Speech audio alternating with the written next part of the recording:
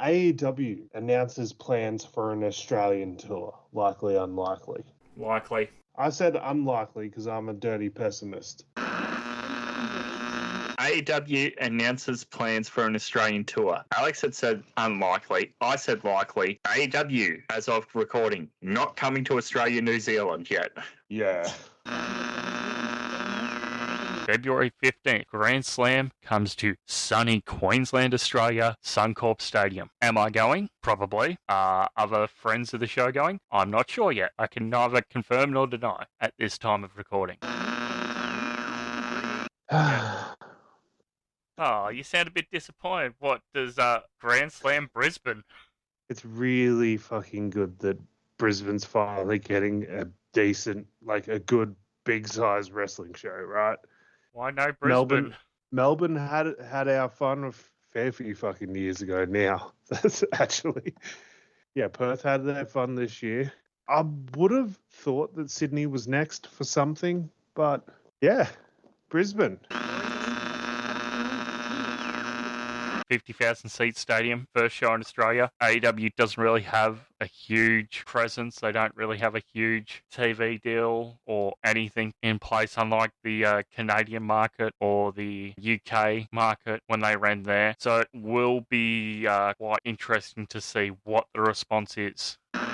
Be interesting to see so it's going to be a pay-per-view too, which is fucking awesome. Usually Grand Slam isn't a pay-per-view, but weird, I guess, to have a show in Australia called Grand Slam and not have it at a place where you have a major tennis tournament, which is part of a Grand Slam. There is a diehard wrestling community in Queensland. It's just how much of said wrestling community translates to being not just WWE fans, but wrestling fans who would go to an AEW show. So it is very much unknown ground, because that's where the drop-off is. Granted, there's a market there we've seen with Melbourne for Perth. There is the market there, and this will take place roughly the same time as Elimination Chamber did. That was also a thought amongst the Aussie wrestling community with AEW not really having a big presence. Are they going too big too soon in the Australian market and not coming over doing a Dynamite and a Collision taping? I mean, there's got to be a reason as to why they've gone immediately stadium pay-per-view. There's got to be some metric that they're looking at. I assume it'd be like the fight numbers of Australian subscribers, because reports are the ESPN numbers, viewing figures for Australia aren't that great. And for those going, oh, well, WWE ran Perth and they got around 50,000-ish. WWE is leaps and bounds above everything else in terms of Australian wrestling. Let's see, when New Japan ran 2018, 2019 at Festival Hall, they got a few thousand. So let's be generous in the ballpark of 3,000 to 5,000 for those two tours, at least the Melbourne shows, where New Japan seems to be the strongest. Other recent tours have included NWA, who just piggybacked off a bunch of regional locations, TNA, who's done regional shows in Wagga Wagga, New South Wales, and Bendigo, Victoria, who've got a couple of thousand, roughly 1,000 to 2,000, let's say. And the other one was GCW came over and did an East Coast tour partnering with Renegades of Wrestling. Even with the local scene, we've seen PCW in Melbourne getting a few thousand for Grand Slam. We saw with MCW in Melbourne regularly selling out around that 800 mark at Thornbury Theatre. We've seen Slam Pro Wrestling in Canberra get over 1,000 people. So the point I'm trying to make here is not to disparage any local company or to put down any local company at all. It is to maybe highlight to any of our international listeners who might be going, that sounds like a really good deal. The point I'm trying to highlight here is the gap between the local scene of around 1,000 for the bigger shows and the internationals who come over and maybe can hit around 2,000 to 5,000. And then WWE, who's hitting around 50,000 for their past two Stadium Australia shows, Super Showdown and Elimination Chamber. I don't think the London Forbidden Door show is going to be a stadium. Should they go to Craven Cottage? You've got the AEW connection there with Fulham, Tony I don't think Khan. they could sell it out. And I think they might have exhausted their English market for a bit with the back-to-back Wembleys. I think if they're going to go back to England, they need to run a much smaller arena. And sure, it's probably not the best look for AEW right now. AEW right now can't be... It's not a good look for them to be in a really tiny arena right now. If you're going to do your first proper, sure, they've done Grand Slam at Arthur Ashe, but if you're going to do your first proper stadium show, stadium pay-per-view in America, is Texas the first place to do it in? I don't know.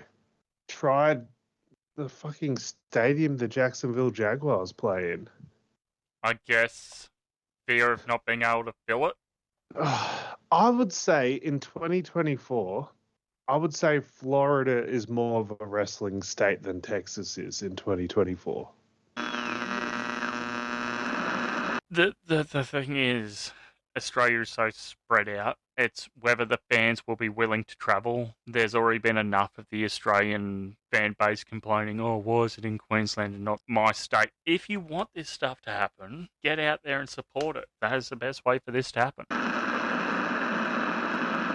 With hindsight, should have All In been like the touring stadium show for international markets like this year we're at Wembley, next year we're in Toronto, Canada, the following year we'll be in Australia, and do that as your... 100%.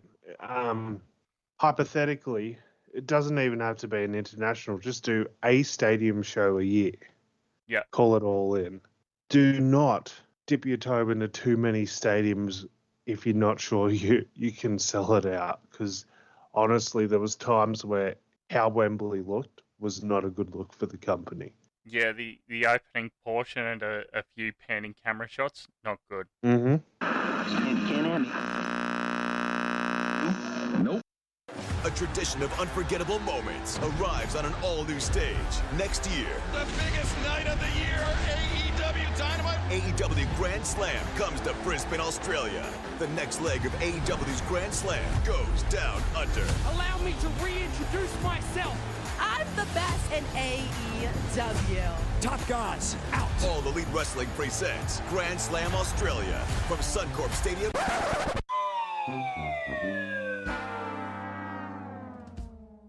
Well, that sucks. Well, fuck. As you heard off the top there, humans, AEW no longer in Suncorp Stadium. But when there's breaking news, you look to your blood. You look to the click. Fruity is Alex. How you doing, my brother? I'm alive, humans. Yes, just like PCO, you have risen. And let me tell you, over these past 4.5 months, there's definitely been times where I've thought Fruity is not human, just like PCO. There's been a lot of sleepless nights, but I think we're past the thick of it now, so we're doing good. We're doing good. Yeah, so I figured might as well pop back in, and I think last week or the week before I messaged you saying I was thinking about recording again, and then within the time that I messaged you, all this stuff about the Australia show just happened. Yeah, so it sort of worked out. Yeah, you messaged me saying, hey, I think I should come on and chat a bit about Full Gear and maybe a bit before Survivor Series. War Games? Yeah. Yeah. And then all the news broke, and I'm just like, well, shit. So yeah, we'll get into this. I've got a bit of a timeline of events here, so we can go through that. Okay, August 16th, 2024, during AEW's All In event from Wembley Stadium, it was announced that AEW would come to Australia for the first time for a one-night only stadium show at Brisbane's Suncorp Stadium. August 30th, tickets go on sale for those who got the pre-sale codes.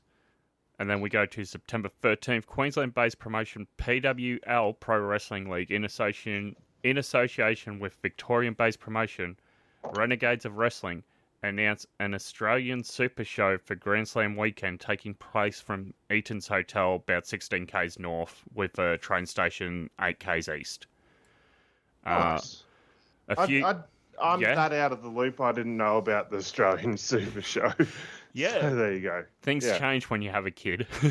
Yeah, really does. September 19th, PWL announced that tickets go on sale. 2 days later, they announced that Ringside had sold out. September 29th, New South Wales-based promotion Rock and Roll Wrestling of Wollongong announced they will also be coming to Brisbane for a show Friday night, the same night as PWL, but this one taking place from the Caxton Hotel outside of Suncorp Stadium. October 14th, PWL give an update on ticket sales, saying that ringside and gold level seating are now sold out, with over 50% of silver also being sold out. We go to just this past week, November 17th, New Japan Pro Wrestling Tamashii announced they will also be running Grand Slam weekend, taking an event to the Mansfield Tavern on Sunday the 16th of February, about 15k south of the CBD. Closest train station is Yongapilli Station, about 12 k's west. Tickets on sale date to be announced soon. You watch AEW on ESPN, so this one you might have seen. November 18th, so very recently, ESPN Australia begins airing the AEW is Coming ad on TV and social media for Grand Slam Australia. However, it features American Adam Cole, who's been out for almost the entire year, and he never mentions Grand Slam Australia, and there's only a 5-second closing graphic. Yep. Did you see this ad before I sent it to you during the week? Yeah, I did. I think I saw it on social media first, actually, and I thought it was very odd. Sure, Adam Cole's back now. That's the argument to be made against some of the criticisms, but it's like, come on. they've got like so many Australian, New Zealand people in prominent positions in this organisation that they could use for this ad. Well, even Will Ospreay, who's had a long-time connection with Aussie companies PWA and MCW. I would claim him as an honorary Aussie for everything he did for the Aussie Indies. Yeah. So, yeah, this ad sucks as a Grand Slam Australia ad. Yeah. And this gets to the point of, hey, I think I sent you this on social media and basically said, hey, this is the first time I'm seeing this, and this is supposed to be for Grand Slam. Yeah, like, what the fuck? And they've made no real effort on TV. No. Not even during the Thriller picture-in-picture or during the pay-per-view this past week. And that brings us to Tuesday, November 26th, overnight Australian time on social media Blue Sky. Sean Ross Sapp of Fightful reports, quote, for those asking about the situation around AEW Australia show, Fightful.com is told a move to another venue is likely and should be announced sooner than later, end quote. To be completely honest, this was the first time I had heard of the situation with the venue at all. Yeah. And, like, that's messed up in a whole other degree because, well, you've got tickets to this thing, don't you? I got ripped off by AEW. Oh, the tickets. What's happened? Basically, I haven't heard anything back yet, but I assume my ticket price is staying the same, and I've paid for a stadium event, but now I'm getting a house show event. There should be some form of compensation you're entitled to because you are not getting what you paid for. Yeah, so I don't really want to say how much I paid on air, but Alex knows. So yes. Consider the value of that being cut by a fifth. Yeah. Is it worth what I paid now for the same event WWE runs as house shows? Fuck no. Like, I mean, the argument is, like, it's still going to be a pay-per-view. So it's still going to be, like, a big show, so to speak. At least at the moment. Oh, yeah. Knock on wood. But the fact that you don't, as a paying ticket member or a ticket purchaser, how do you not get any communication towards you about, like, oh yeah, ticket sales aren't great right now? There should be something that, like, gives you a heads up, like, hey, things could possibly change. Yeah. Not just, all right, you guys have purchased your tickets. Okay. By the way, 2 weeks later, everything's changed. Yeah, so we'll get there in a moment. Later on Tuesday, Wrestling Radio Australia confirmed that the PWL and ex-ROW Super Show has not changed venues from its Eden Hill Hotel booking. What's the chances of them having a higher attendance than AEW now? Just kidding. The good thing for Renegades of Wrestling and Pro Wrestling League is this venue is, as the crow flies, is directly west of the new venue for AEW. Nice. So it's only a couple of suburbs across. Yeah, that's awesome. Which isn't great for those who've already booked their hotels in the city. True. Wednesday, November 27th, overnight Australian time, Wrestling Observer Newsletter, Figure 4 Online radio show with Dave Meltzer and Brian Alvarez. Yeah, we know about Dave recently.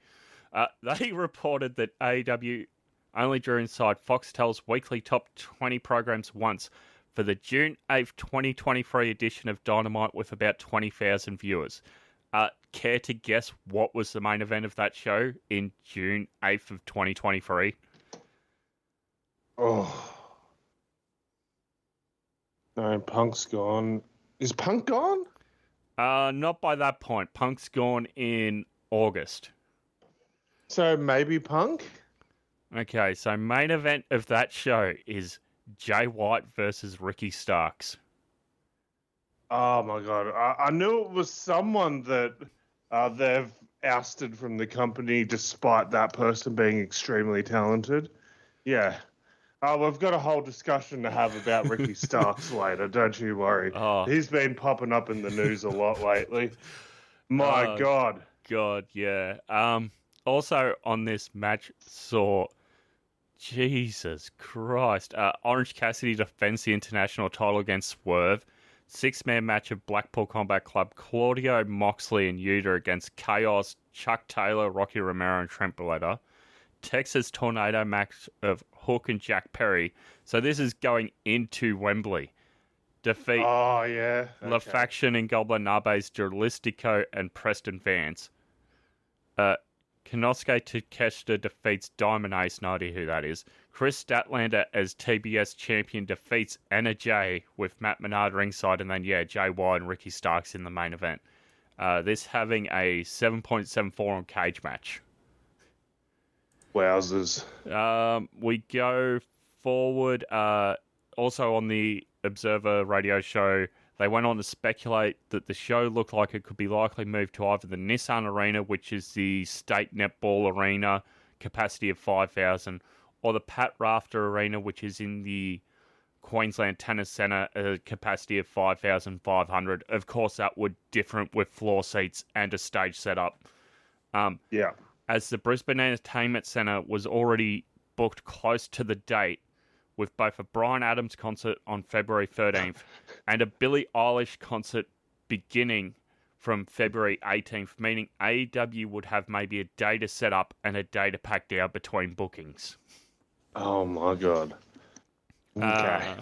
That part can just be skipped, talking about the Nissan Arena and the Pat Rafter Arena. At least but how are the ticket sales for Bryan Adams? I got my first real 6-string. Probably better than AEW. Yeah, there's only one Bryan Adams we talk about on this show, and that is not the one that bangs on about the summer of '69. We talk about crush, bro, making kids cry, bro. How many doinks were in that Survivor Series match? There was 5 teams of 5 strive to survive, and then there's also that other Survivor Series where they had men on a mission and the bushwhackers dress up as Doink. All the doinks making kids cry, bro. yeah. Oh my god. This is such a shit show. Oh my god. So going forward at 3 p.m. Australian Eastern Standard Time, Ticketek emailed all ticket holders of the event announcing the relocation no longer at Suncorp, now taking place from the BRISBANE Entertainment Centre with a capacity of 1,100. I've seen reports saying around 13,000, so I'm guessing that's what it holds roughly for the past WWE tours. So that's where they're getting that 13,000 figure from. It's the same building WWE runs for house shows. Venue is located 18 k's northeast of the CBD. First opened in '86, but is good because the train station is only 400 meters west. Yeah. Well, I'm telling you, WWE has the chance to do the funniest thing right now. Yeah. Announce a pay-per-view for Suncorp Stadium and actually sell more than 10,000 tickets. Yeah. Do you care to guess what happened on the last WWE tour in 2019? It's at I was going to say Suncorp at what is this? BRISBANE Entertainment Centre. Oh, what was on the card? Yeah. 2019. I'll give you the month. Okay. 22nd October 2019. Oh, shit. Yeah, this is real lean times. This is, like 2019 WWE fucking sucked. Okay. This is like around the time that we're dealing with like Seth and Becky teaming up against Baron Corbin and Lacey Evans, like as a pay-per-view main event. But it's not Raw, it's SmackDown that toured. Okay, so I'm gonna Kofi Kingston and Samoa Joe. Okay, Kofi is on the card, Joe is not, but I can give you the rundown if you like. What was Kofi still WWE champ? Kofi's in a 6-man tag on this card. Oh, okay. So we had opening the show, Daniel Bryan defeats Luke Harper. Women's tag team triple threat match of Kabuki Warriors Asuka and Kairi defeating Fire and Desire, Mandy Rose and Sonya Deville, and the Iconics Billie Kay and Peyton Royce. Oh, so they were on the show and they lost. Yeah. That's typical for a WWE house show tour. The Aussies lose championship matches.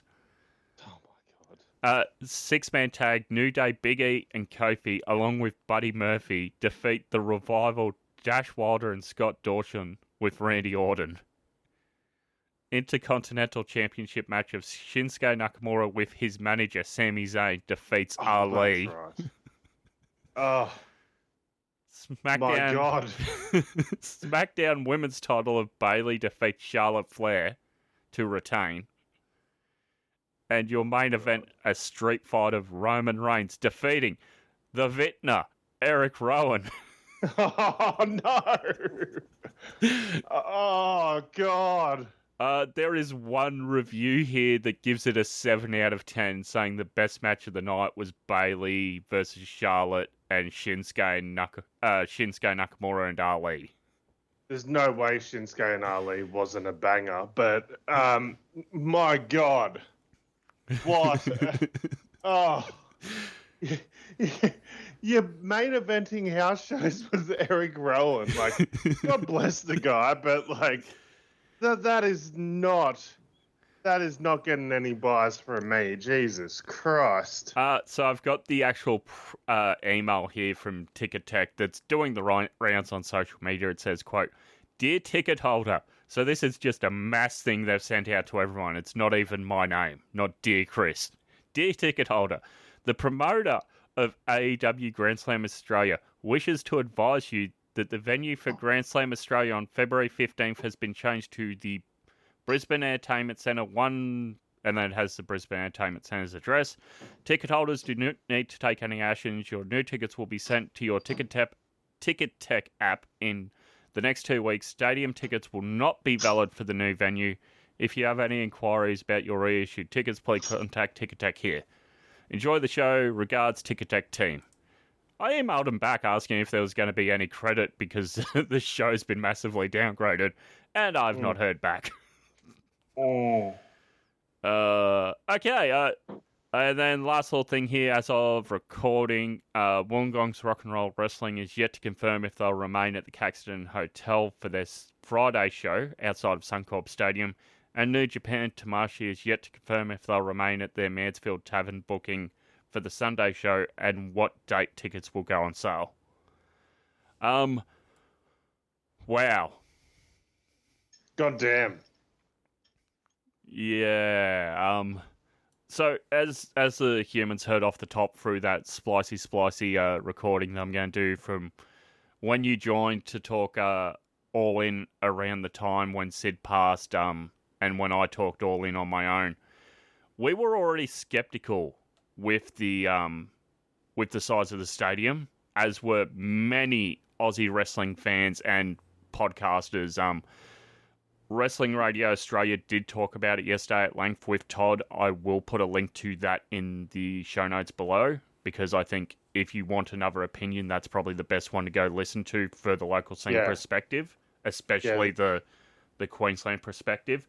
Wrestle Radio Australia, highly recommend just checking them out in general. They're fantastic. But even going back and listening to that, we made points like, what metric are they going off? Because the ESPN figures reportedly aren't that great for Australia. Are they using the fight numbers to get this? Like the clip you've probably heard if you've had time of Meltzer and Alvarez talking, they mentioned the ESPN numbers aren't great in Australia.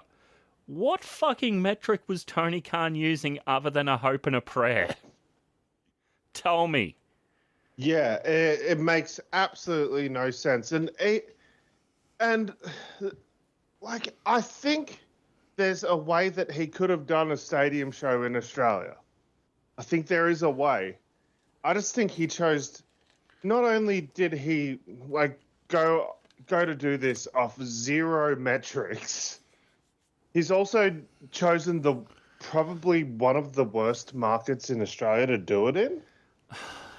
No offense, Queenslanders, but I'd say in terms of getting out of state people to come watch, you're more likely to get out of state people to come to a Melbourne or a Sydney than to go to a Queensland, because Victorians and South Australians are lazy and aren't going to go all the way to Queensland. Let's be real. Well, not only that, the ticket price, which I put up in our group chat during the week, like just from the capital cities, I can go through them here if you like. Yeah. Just for any international listener who's doesn't understand how far spread Australia is and how expensive it is to travel domestically. So roughly arriving Friday the 14th, leaving Monday the 17th, boarding around 9 a.m.-ish. All these carry around a $200 cancellation fee. And these are return prices from the city to Brisbane and back. Sydney, 391 Australian dollars. Melbourne, 501 Australian dollars. Hobart, 551 Australian dollars. Canberra, 631 Australian dollars. Darwin, 718 Australian dollars. Adelaide, 734 Australian dollars. Perth, 1,153 Australian dollars. That right there is the reason I didn't go to Elimination Chamber. Yeah. Because it'd be the same price, same time period, just the other way. For our New Zealand friends, coming from Wellington, 721 New Zealand dollars. Auckland, 745 New Zealand dollars. Christchurch, 756 New Zealand dollars. And if you are listening in Japan and feel like coming over from Tokyo via Narita Airport 2,603 130 Japanese yen. How's it cheaper to go from New Zealand to Brisbane than it is from Perth? Yeah. So you've seen all the bogans go over to Bali for holidays. This is the problem with airfares in Australia. It is cheaper to fly internationally than it is domestically for a lot of flights. Yep. It's so stupid. It's so stupid. It's why, you got low-income families that regularly go to Bali. Yeah. Meanwhile, most middle class, we struggle to save up to go visit Eliza's dad in Queensland. It's a pain in the ass. Yeah, well, off air, I've talked about coming down a few times. It's just airfare is so fucking expensive. Yeah, and every time Eliza wants to go to Queensland, I'm like, can we just fucking drive? Well, this is why Bonza going bust is a pain in the ass. Yeah, I know, because the last time I went to Queensland, which was around September, it was around the weekend of Carlton losing the prelim final to Brisbane. I was in Queensland for that, watching it in a Queensland pub, and you would think, I would have had the shit bullied out of me for Carlton losing. No one in that pub cared about the footy. There was a rugby game on. But yeah, when we did it, we went through Bonza and it only cost a couple $100 each. Yeah. Yeah, it was R.I.P. Bonza. So you were mentioning Brisbane's the wrong city. I think partly yes, because Queensland is so spread out with its population, unlike New South Wales or Victoria. That plays a part. Also, Brisbane's public transport infrastructure relies way too heavily on buses. I fucking hate the Brisbane transport system. Yeah. But the problem was... And don't get me wrong, Brisbane is a market they could tackle eventually. I just don't think Brisbane's the safe, first market to go to. Well, here's the problem too, because we're both more familiar with Victoria. We'll use Victoria as the example. Suncorp Stadium, roughly the same capacity as the Dome at Docklands. What's it called now? Marvel Stadium. Yeah. DC Stadium. DC Comics. But... yeah, roughly the same capacity. So they're going from there to roughly Rod Laver Arena-ish. Yeah. The difference is in Melbourne, you can go to these different venues. I think Rod Laver's actually a bit better. It'd be going to Margaret Court Arena, which is Show Court 1 for the Australian Open, where they did NXT, the NXT TV taping. So I'd be going from Marvel Stadium to Margaret Court Arena. At least in Melbourne, you've got the John Cain Arena, which is the second major tennis arena. You've got Rod Laver Arena, which is the main tennis arena.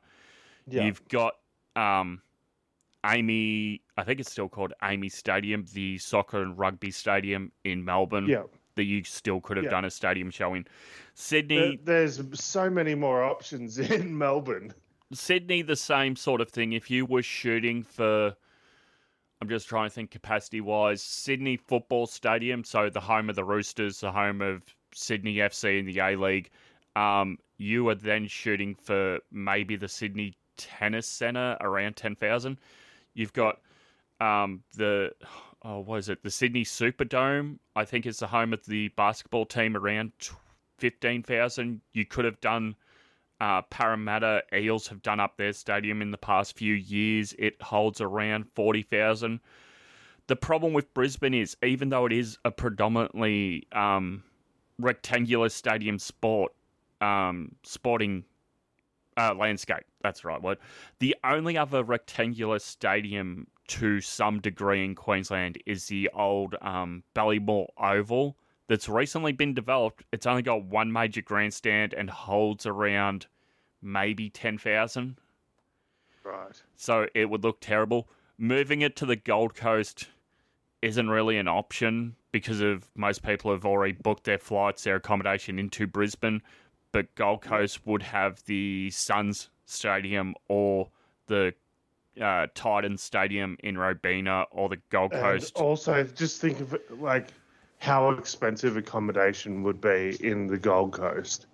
Yeah. Because accommodation in the Gold Coast, like at a non-peak time of year or when there's nothing going on at Gold Coast, is expensive.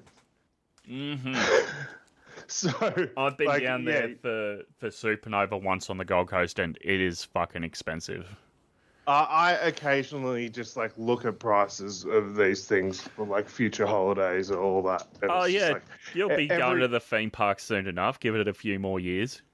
Exactly. Like that's got to happen because like I didn't get to go to the theme parks until I was like 14 or 15, I think. Really? So, yeah, I didn't go until I was in high school. Yeah.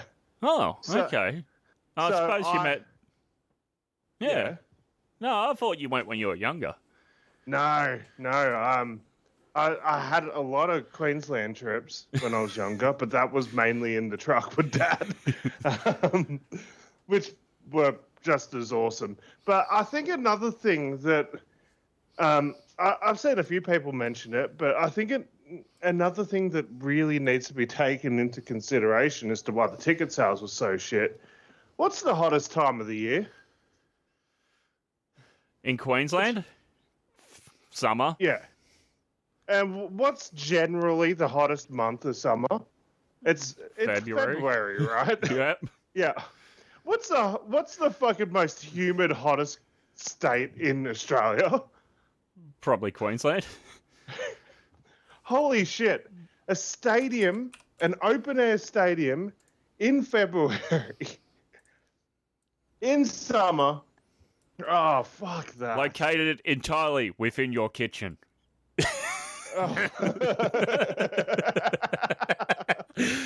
I'm just having a look.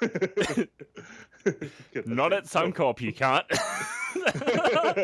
Okay, I'm looking now at average February temperatures for Brisbane. 31 for our American listeners. That's 86 freedom units. Yep. Daily. Okay, and then you add it into the factor of that. Crammed in like humidity in seats. Is averaging 59%. Oh, so I went to Queensland last year. It was around September, October, like I said just before. Holy shit. The humidity's what killed me. Oh, like I was maybe like active for half the amount of hours I normally am. Just because the humidity just drained me. Yeah, it does that. Yeah, it was like, okay, normally I'd be up and running from like 7 till about 10. I was maybe up and running from about 10 to about 1, then have a nap, and then 4 to about 10. Yeah, I'm looking on this thing, and you are spot on. Daily maximum average, 31 degrees in freedom units for our American listeners, 86. Daily average, though, 25.8 freedom units is 78. Yeah. Enjoy that. Yeah. Oh, yeah. But so, and then, like... it's not going to drop below 20 either. Daily low, 21.4 for the Americans. That's 70.5. Okay, and dare I be blunt for a second? I love wrestling fans. I am one. Yeah. But every time I've gone to a wrestling show, it's not the most pleasant smelling environment. Add the Queensland humidity and the heat to that. Yep. My God. And he also picked the rainiest month with an average of 10 days. Oh, God. So it's just... So it could piss down rain, and then all of a sudden it'll just get hot as shit, and then it's just the muggiest, most humid, most stickiest environment. Ugh. Because we just had that a couple of days ago here. Yep. It pissed down rain for about 2 days, and then all of a sudden, like, bang, 35. Also, I did a poll on Twitter yesterday. Yes, I'm still calling it Twitter. You say X and no one really knows what you mean. I said, let's be real. The price I paid for my hashtag AEW Grand Slam for hashtag Suncorp Stadium, in brackets, 50,000 seat stadium event, close brackets, now ain't worth the same printed value for hashtag BRISBANE Entertainment Centre, 10,000 seat, 40-year-old arena. So my question to any ticket holders is, would you get a refund? 50%, yes, I want a refund. 50%, no, I want to attend. So from our small audience over the past 24 hours, it's split between, yes, I understand the tickets aren't going to be worth the same price. I want a refund now. But yes, I also understand they aren't going to be worth the same price and I want to attend. Yeah. Also, so that's where I asked the question. You're someone who legitimately purchased tickets. What do you want? I've reached out to my brother. Granted, that was last week when the event was still at Suncorp, and he seemed interested. Yeah. I'm not sure how interested he'd be going all the way out to Brisbane Entertainment Centre for that. Yeah. Yeah, and like, yeah, you reached out to me at one point, and I was like, for a minute there, I was like contemplating it, but it's like, yeah, I can't do it. And the other kicker is, yeah, the fucking flights from Victoria to Queensland. But, yeah, it's just like, is it worth keeping your tickets?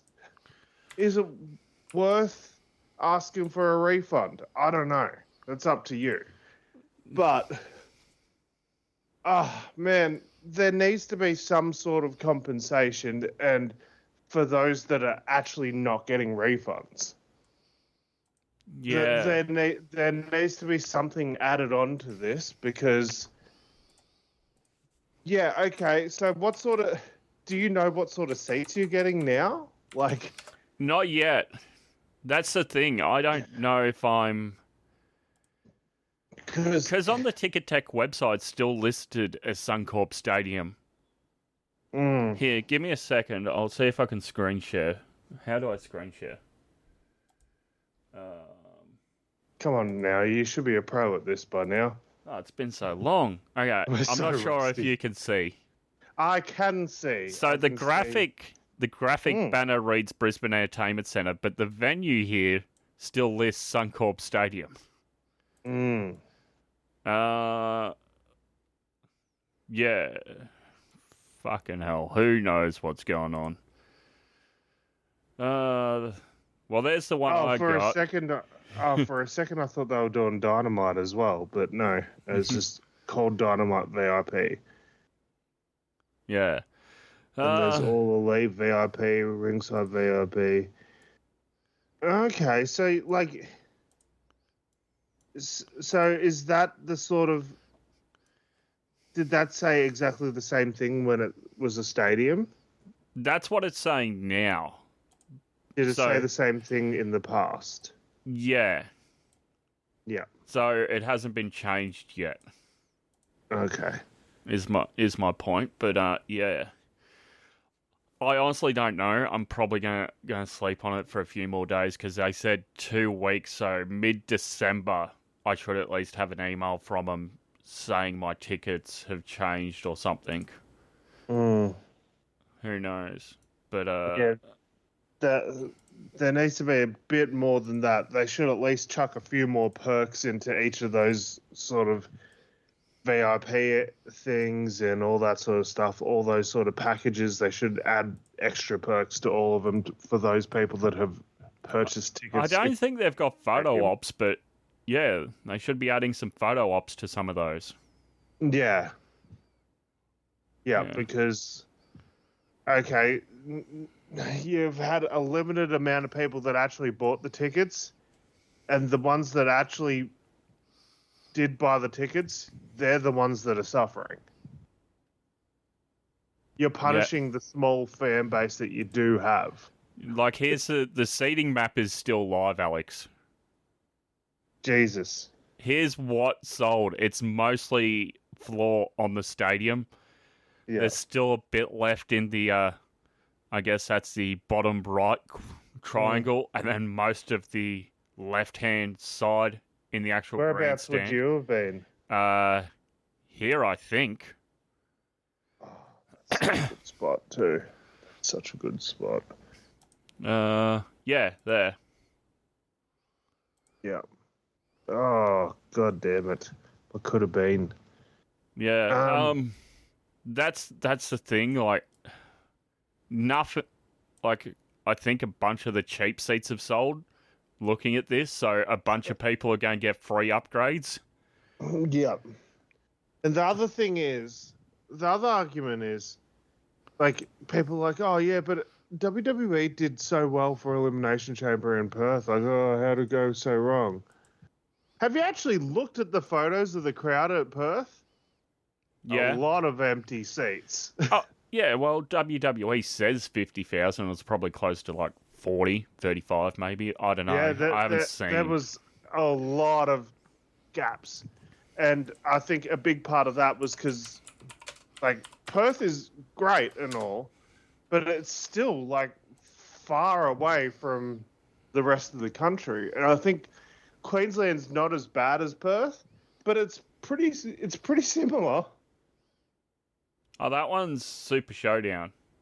No, that is Elimination Chamber. It's just shot from the side where everything was tarped off, but there's still pretty empty sections. Yeah, like I saw some photos on Twitter of Elimination Chamber that weren't as complimentary as those photos. This one? This one? I think that was one. There was another one somewhere, but yeah. This one? Oh, come on. That's a bit hard. Circle up in the sky. Oh, how did they not get anyone up there? Jesus. Why is no one on the Goodyear blimp up there? Someone's taking the piss. I love it. Yeah, so yeah. So what we can figure is they've sold at least 5,000 tickets. Yeah. Because they didn't just go to Pat Rafter or the Nissan Arena. Nissan Arena, I think it is. So they've at least sold 5,000 tickets. That's a good thing. It is, I guess. The big problem I have now is, and I said this to you in our chat. In our chat on Messenger, I said to you, what are the chances of AEW even coming back now? Yeah, and that's what a lot of people are bringing up. There's no point celebrating this as a WWE win or gloating that they couldn't fill the stadium. We want more people to come over. Hell, I was looking forward to Toni Storm getting a chance in a stadium because she hasn't before. I was looking forward to, because Indy Hartwell's released, maybe Indy Hartwell shows up. Oh, I didn't even think about that. That would have been good. I know Davis and Fletcher have wrestled in Tokyo Dome before. They've not wrestled in an Aussie stadium. They've got the connection to New Japan. Robbie Eagles. Maybe the Velocities because they went over for Junior Tag League. Maybe the Natural Classics because they went over for World Tag League. All that's gone. Plus all the main roster Kiwis on New Japan. Hanare out there being IWGP Tag Champ. Fucking Farley, just send him over for a second. Yeah, let him Farley have his flowers. and Bonza having... You could do a Brisbane Rambo match with a lot of those guys.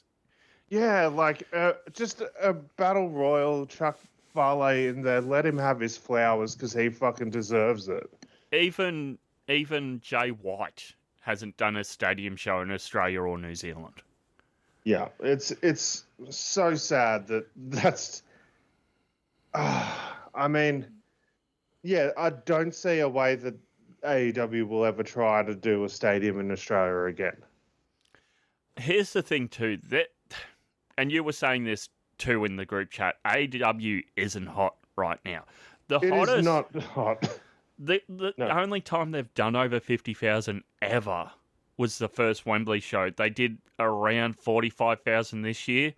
They did about 16,000 for Sting's retirement. Yep. And the rest of the shows this year haven't been great. Like this past one, Full Gear, that we'll get into shortly, drew about 10,000. The rest have all been under 10,000 pay-per-views. Yep. And you could have done this. They should have been sending the wrestlers over to do talk shows, to do radio interviews. I listen to the commercial radio at work. I don't enjoy it very much, but I do.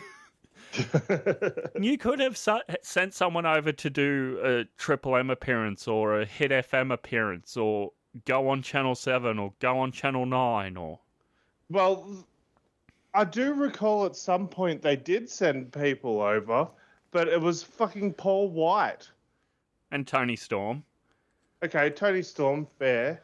But Paul White, who, like, what the fuck has he had to do with AEW on screen in months, besides bring out the Rizzler?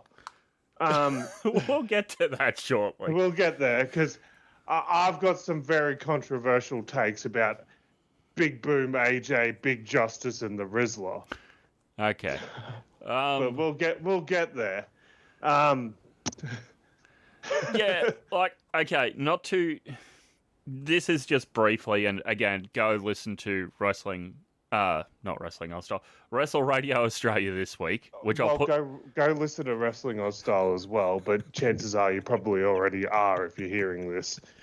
Yes. Todd mentions that a lot of the interviews they were doing, like they've interviewed, I think, Darby recently. A lot of those are set up on American time. So he'd have to ring into work and say, "Oh, can I have the day off work because I want to interview this wrestler?" And for fuck's sake. And they'd be like, "Oh, who is it?" And he'd be like, "Oh, Paul. Oh, you remember the Big Show? Oh, yeah, WWE." And he'd be like, "No." AEW does not have brand recognition here. They should have been going balls to the wall, marketing everywhere. I'm not in Brisbane myself, so I do not know if there's billboards up. But judging by Twitter and the hashtag Grand Slam Australia, AEW Grand Slam, there is not a single billboard up in Brisbane, and you cannot fucking convince me otherwise. So you bring up the brand recognition thing. So it was my birthday recently. Yes, happy WrestleMania... Becky Lynch in the main event. Happy WrestleMania, Michael Cole, Horse Voice, and Renee, shut the fuck up. Happy WrestleMania where Kurt Angle gets retired by Baron Corbin. Oh, how the fuck did they drop the ball with Baron Corbin? Anyway. Birthday recently. Legitimately, AEW should hire Baron Corbin. Anyway. Baron Corbin doing his double J, double MA recently. So Eliza got me a present from EB Games. She said it was like a pre-owned copy and it was like $30, but she got it for me. I was like, awesome. She's like, enjoy your new WWE game. She just thinks wrestling is called WWE. This is the game she got me, if you can see the video. Oh, God. Yeah, AEW Fight Forever. Yep. So she came in the other day and she goes, how's the WWE game going? I was like, I don't argue with it anymore. I was like, yeah, it's okay. And she watched me play it and she's like, what the fuck is this game? That's fine. Just start calling her Doctor Who Star Trek.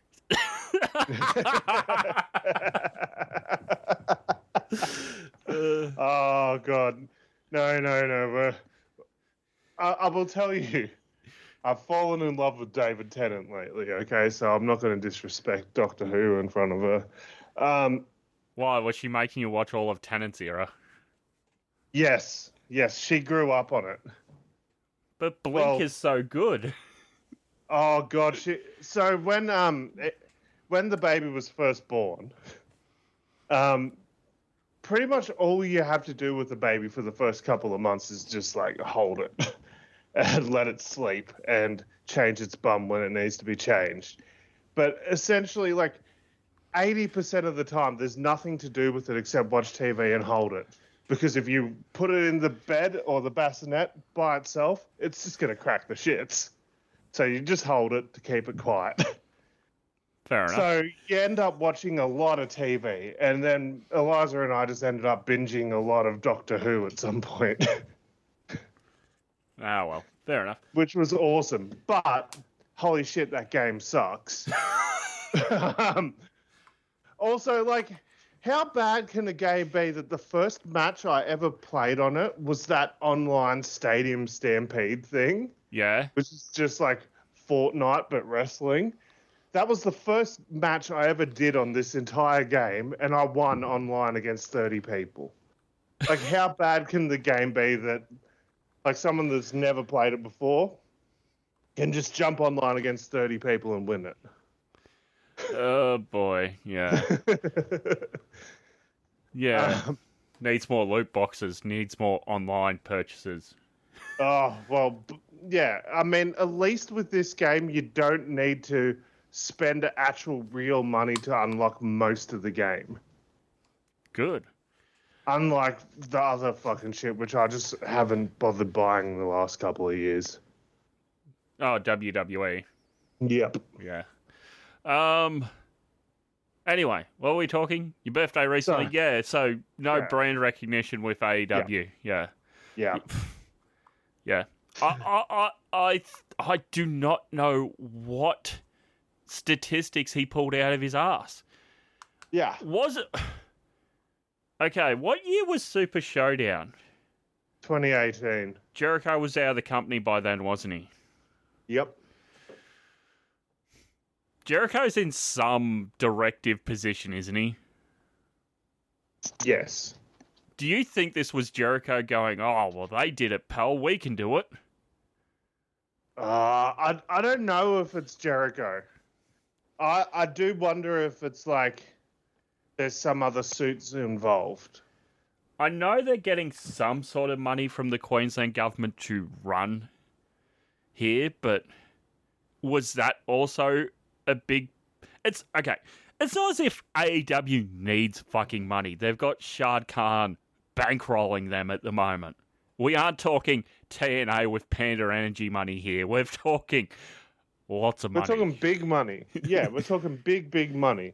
Like, yeah, this fucking game that I got for my birthday sent them fucking into the losses by a fair few $1 million for a couple of years.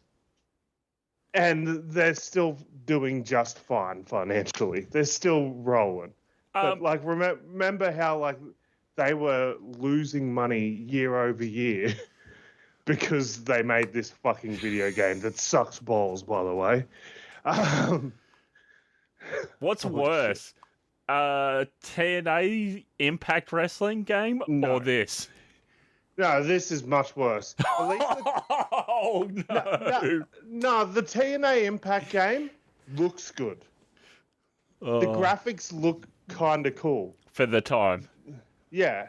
And even now, like, you look at screenshots from it, it's like the sweat they put in the Impact game looks fucking awesome. But, yeah, this game just looks goofy. Like, I mean, and half the time, like, the game's just struggling to load itself. But that could just be because I got the Switch version as well. Yeah. So that's another thing. But Eliza's like, oh, yeah, you can take the wrestling on the road with you, or, like, whenever we leave the house, you can play wrestling. I was like, oh, yeah, I'm definitely going to play this. Got to go out in public and play this, and then people walk up and be like, oh, what are you playing? Animal Crossing? WWE. It's WWE, don't worry about it. It's modded Animal Crossing. Yeah. No, this is Fortnite. I spawned in with 30 other people. event. It's a special event in Fortnite. Yeah. Well, speaking of special events. Yeah, I suppose we should. One. Okay, well, yeah, that's enough. I'll keep the humans updated on what I'm going to do. The summary is this whole thing fucking sucks, and they shouldn't have gone. They've chosen the wrong fucking market. They should have done Melbourne or Sydney first. At least Melbourne or Sydney, you had an option to fall back on. You had multiple options to fall back on, even a rectangular stadium to fall back on. They had like smaller stadiums they could do. Yes. Yeah. I'm going to think about it. I'll have to message me brother again and I'll let him know that it's been switched. He'll probably say no. Yeah, if he says no, like, can't blame him. I can't blame him, to be honest. Like, I'd go all the way out to fucking Boondall. Such a dumb name. Boondall. Yeah. Okay. Should we get to Full Gear, which you originally wanted to talk about? Yeah, that was what hooked me back in, because I'm very excited to talk about some of the buy-in here. Hook? Where's he? Oh, what the fuck happened to him? Well, what? Okay, before we get there, what the fuck happened to Ricky Starks? Oh yeah, thank you. So he showed up randomly at GCW, right? I love the look of this GCW event, by the way. Yeah, they did it at the Mall of America, which, do you recall what else happened at the Mall of America? The first Nitro, and after that ECW event, fans are calling for WWE to go back there and do, like, the 20th anniversary of the first Nitro. Oh, that'd be fucking amazing, but I doubt they would. For NXT. Yeah, that'd be so good if they did that. I mean, they got Bischoff on next week. But do they? Yeah. This NXT, by the way, is so fucking weird. So weird. Anyway. You got 1 week fucking Bully Ray going over, and then fucking apparently X-Pac's going to be on in the next week or two. I don't know. Oh, fucking sign me up. Yeah. And I saw a photo recently. X-Pac looks fucking jacked, so give him a run. Fuck it, put the belt on him. Yeah. North American champ, at least. Come on. So Ricky Starks shows up, Mall of America, which is very fitting, because if I was to say who is the modern day Lex Luger, it is definitely Ricky Starks. Shocking everyone. Under contract to another company and showing up at the Mall of America. Crazy. No, Ricky Starks is no Lex Luger. And take that however you want. He's better. Anyway, Ricky Starks then talked about how he's gonna make his own fucking. They're not gonna use him, so he's gonna make the most of his own time and use himself or whatever, shit like that.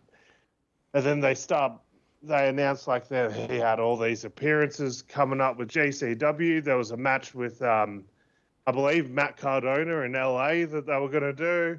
Yep. And then he was going to do another match that wasn't announced yet. At Hammerstein. There was one in between the Hammerstein and LA, and then there was an unannounced match for the Hammerstein as well. And so he had 3 appearances. All booked, and then... all announced. Yeah. So then, somewhere around this time, Effie did a podcast. Did you see this? I love Effie. Did you see Effie's... Yes, I've seen the clip going around. Yeah. Where he basically, said, GCW's, hot, unlike that other company. There's actual buzz about GCW, unlike...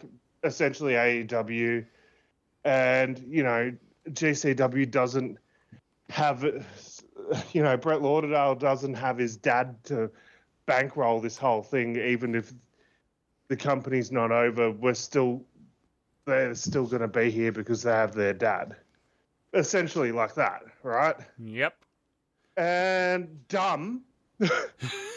Can I just say dumb? Don't say that shit. Especially like GCW's always had a bit of a working relationship with AEW. Not like an official partnership, but AEW's always sent people over for Bloodsport. Well, there was a Bloodsport recently. What was the main event of that? Josh Barnett versus MVP. An AEW guy. And I saw clips of that. It looked pretty fucking good, to be honest. They sent over John Moxley and Marina Shafir for Bloodsport for an appearance. And yeah, Moxley's been sent over a lot by AEW to GCW. And Marina Shafir's done a lot for Bloodsport. Claudio too, didn't he do a Bloodsport at one point? Yeah, Claudio did. Yeah, you name it. The AEW sent a lot of people over. Yuta? So why the fuck Yuta? So why are you going on your podcast talking shit about him? Okay, sure. There was apparently some frustration because AEW didn't want GCW to run the Hammerstein because AEW was going to try to run the Hammerstein, apparently. But why do you go and make this shit public? Okay, Yeah. so you've made this shit public. What's going to happen next? Okay, so what happens next, Chris? Ricky Starks gets pulled from the 3 events he was going to be on. Yep. Which, arguably, Ricky Starks being on those 3 shows is the biggest draw of those 3 shows. Yeah, I can't tell you anyone else who's on that show other than Cardona. Yeah. And Starks versus Cardona in GCW, that's a fucking show. That's your show there. That's it. It's a 1-match show. That's all you need. Yeah, so Starks gets pulled. Obviously. Because you're fucking... One of your top guys and behind-the-scenes people is on a podcast trashing the company that's sending over your biggest draw for the next show. Of course he's going to pull Ricky Starks from it. Okay, yes. Okay, so then there's a whole other dynamic of like, okay, but then what the fuck are you doing with Ricky Starks? That is beside the point. GCW has no say over Tony Khan booking Ricky Starks and all that. I'm just saying from the GCW perspective, fucking dumb. So stupid. They just pissed money up the wall because Ricky Starks is a draw for them. Yeah. The whole other side of this is, Tony Khan, what the fuck are you doing with Ricky Starks then if he's good to go? Yeah. That's the whole other side. Like, fucking use him as a star. So this will be interesting to see coming into WrestleMania next year with both, I guess, Effie's Big Gay Brunch and Bloodsport and For the Culture and all the other collective shows that GCW hosts. Well, the report that's come out is that those exact comments pissed off Tony Khan. Whether that's true or not, because there is a whole other theory about it that Tony Khan just doesn't want Ricky Starks working right now because Ricky Starks has come out and said that he got told off for... Did you see those security camera photos of him at the Rumble backstage with Cody? Sake. It was... Yes. It's a fan taking a photo of security camera TV. It's not him... Oh, what's the old Highlanders in the Impact Zone? Completely different. Yeah, this was him like walking from a private bus to a private locker room. Like, that's all it was. So if it's true that he's getting punished for that, like he thinks he is, which is what he flat out says, by the way. Yeah. He flat out said on the Chris Van Vliet show that he thinks he's being punished for that. Also, if that's true, fucking dumb. But I also don't think that that's it. There's got to be more to it. Apparently, he wanted out of his. He didn't want AEW to automatically renew, so he could consider his options, but AEW automatically renewed. Yep. Also. And apparently, speaking of renewing, Penta's officially out of contract now, but Phoenix still is. He's still in contract. If I'm Penta, I'm just going and doing a bunch of like Mexican independence and just waiting for Phoenix to be free. Yep. Because if you go to WWE now, what are the chances of AEW actually ever letting Phoenix go? Mm-hmm. Yep. I 100% agree with you. That's what I was going to say. He should turn up in GCW and take Ricky Stark's bookings. Fucking Cardona versus Penta? Sign me up. I recall Penta and Chelsea Green having a fucking banger at Lucha Underground. Yeah. Yeah, so, like, Chelsea ended up all bloody. She took a couple of package pile drivers. Yeah, you do that. Do the Revenge of Chelsea with Cardona. Brett Lauderdale, who's like the head of GCW, came out and said GCW does not endorse, condone, affiliate, support, promote the views of Effie's podcast, blah, blah, blah, blah. Basically saying this is his own thing. The company is different. Yeah, well, listen to how Effie was talking. Yes. He wasn't speaking on behalf of Effie. He was speaking on behalf of GCW. I know, that's what makes it worse. Yep. He wasn't saying, like, this is my view. He was saying, like, you guys did this to us. Yeah. Idiot. Yeah. Like, I had a lot of respect for Effie. But at some point with every fucking wrestler ever that you like, they don't shut their fucking mouth. Every wrestler goes through a phase where they do that. Even Sean Waltman.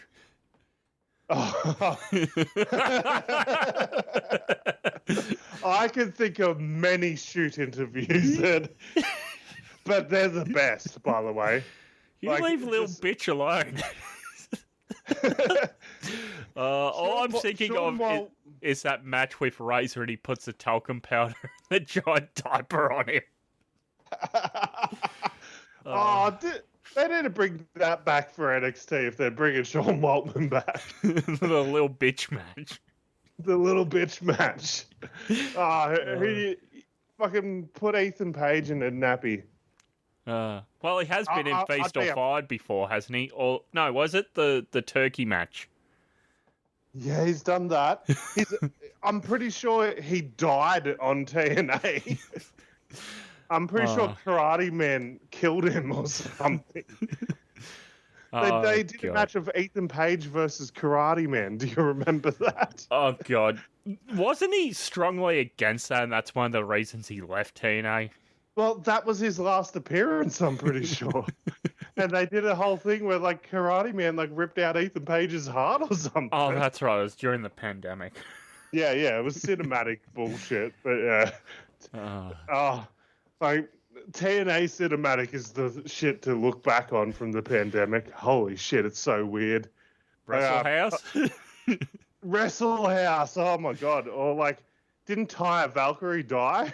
Yes, and Sinister Minister had to help him get her back from the undead realm.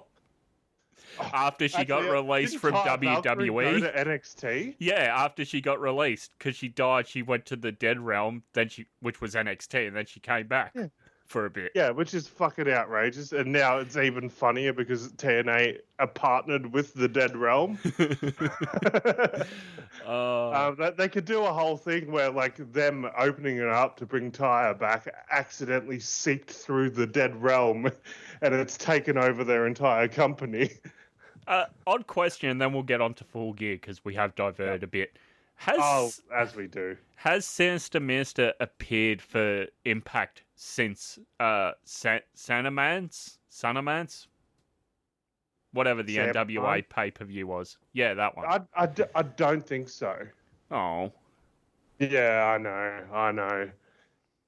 But I By love the way, Sid Min. like that was inappropriate what they did, but it was different. It was intriguing. It was thought-provoking. It was thought-provoking. Yeah, it gets the people going. It's what the people want, as Excalibur would say. You got to give the people what they wanted. What they wanted was some white powdery substance. Yeah. Anyway, Full Gear. Keep on crack. No, go on. Full Gear, Newark, New Jersey Provincial Center. Reported 10,000 in attendance.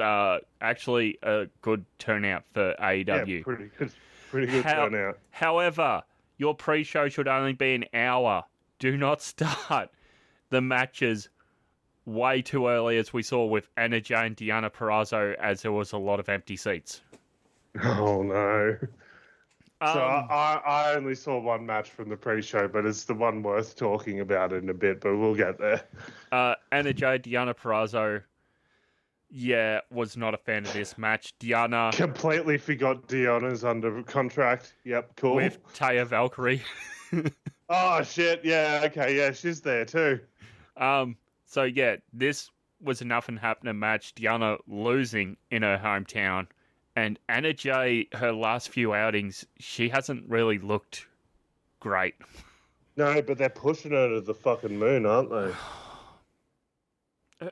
Okay, who's better in ring at the moment? Hayley Cameron or Anna Jay? Harley Cameron. Thank you. Yep. Also, I love Harley Cameron as a personality, so... Yeah. Also another Aussie with about 50 matches under her belt. Also missing out on Suncorp. Yep. Buddy Matthews is next in a four-way match that saw Dante Martin, Commander, and the Beast Mortos in a fun lucha high flyer style match. Holy shit, Buddy Matthews is big. Holy shit, Buddy Matthews is over with this crowd for some reason. Yeah, it's because he's fucking good. Yes. But also, he's so fucking huge right now. I know you missed out on the chance to get a signed Carlton photo of Sid. You should email Buddy a photo of him in his Carlton jumper after Super Showdown and see if he'll sign it. Get it signed. Yeah, that'd be fucking great. Yeah, he loves the baggers, old Buddy. Hence his Fed name. Yeah, shit. Yeah, shit. Didn't even think about the Murphy part. Jesus. It would have been better if he jumps to AEW and here comes Buddy Whitnell. Buddy Kudafides. Hey, here's one that could keep us both happy. Buddy Camparelli. Yay! So Buddy here getting the pin over Dante Martin. That surprised me, as I thought he would have, as Commander would be taking the loss here, as they're building up Mortos and they're building up this new incarnation of Top Flight. Yeah. Without Leo Rush again, for some reason. Oh, did he retire again? No, Leo's playing up that he's got MVP's business card and he's not sure what he wants to do with it. Oh, okay. Well, he should probably just retire again, because that's what he does every 3 months anywho. Yeah. Speaking of someone... He's got to be catching up to Terry Funk by now, surely. Speaking of someone who's retired a few times, did you see WWE's latest ID person? No. Smiley Kylie Ray. Oh, really? Yeah. Oh, okay. I wish her the best, but yeah. I hope she's happy. Yeah, I hope she is happy. That's actually really good news. But yeah, I was just like, I've seen enough companies make a big deal out of signing her, and it's just nothing's happened now. Seen it happen at AEW, TNA, NWA. Yeah, it just happens everywhere, and she just disappears. Yep. So yeah, during Buddy's match, they do mention Suncorp Stadium. They do mention the Continental Classic being announced, like the participants were announced the day after, which I thought was dumb. You should have done that during the fucking pre-show you have an hour and a half of. Yeah. And I thought that blew my fucking mind that they didn't do that on the pre-show. Why the fuck wouldn't you do that on the pre-show? Yep. And they're making a big deal of Buddy here, and I'm going, okay, Malachi Black and Brody King in this tag match. Maybe they're going to push for Buddy to be in Continental Classic this year. Little did I know, I'd be wrong. And the main event of the pre-show saw Big Boom AJ with Big Justice and the Rizzler defeating QT Marshall, where the Rizzler served as special timekeeper with Paul White on commentary. So, Go how ahead. familiar are you with AJ, Big Justice, and the Rizzler before all of this? I knew nothing of these guys and went, "Why? Who the fuck is this jobber and why is he on pay-per-view?" Okay, so unfortunately, or fortunately, depending how you look at it, I don't know, like 7-8 months ago, it was a few months before the baby was born, the algorithm just started randomly showing me these guys just trying food at Costco.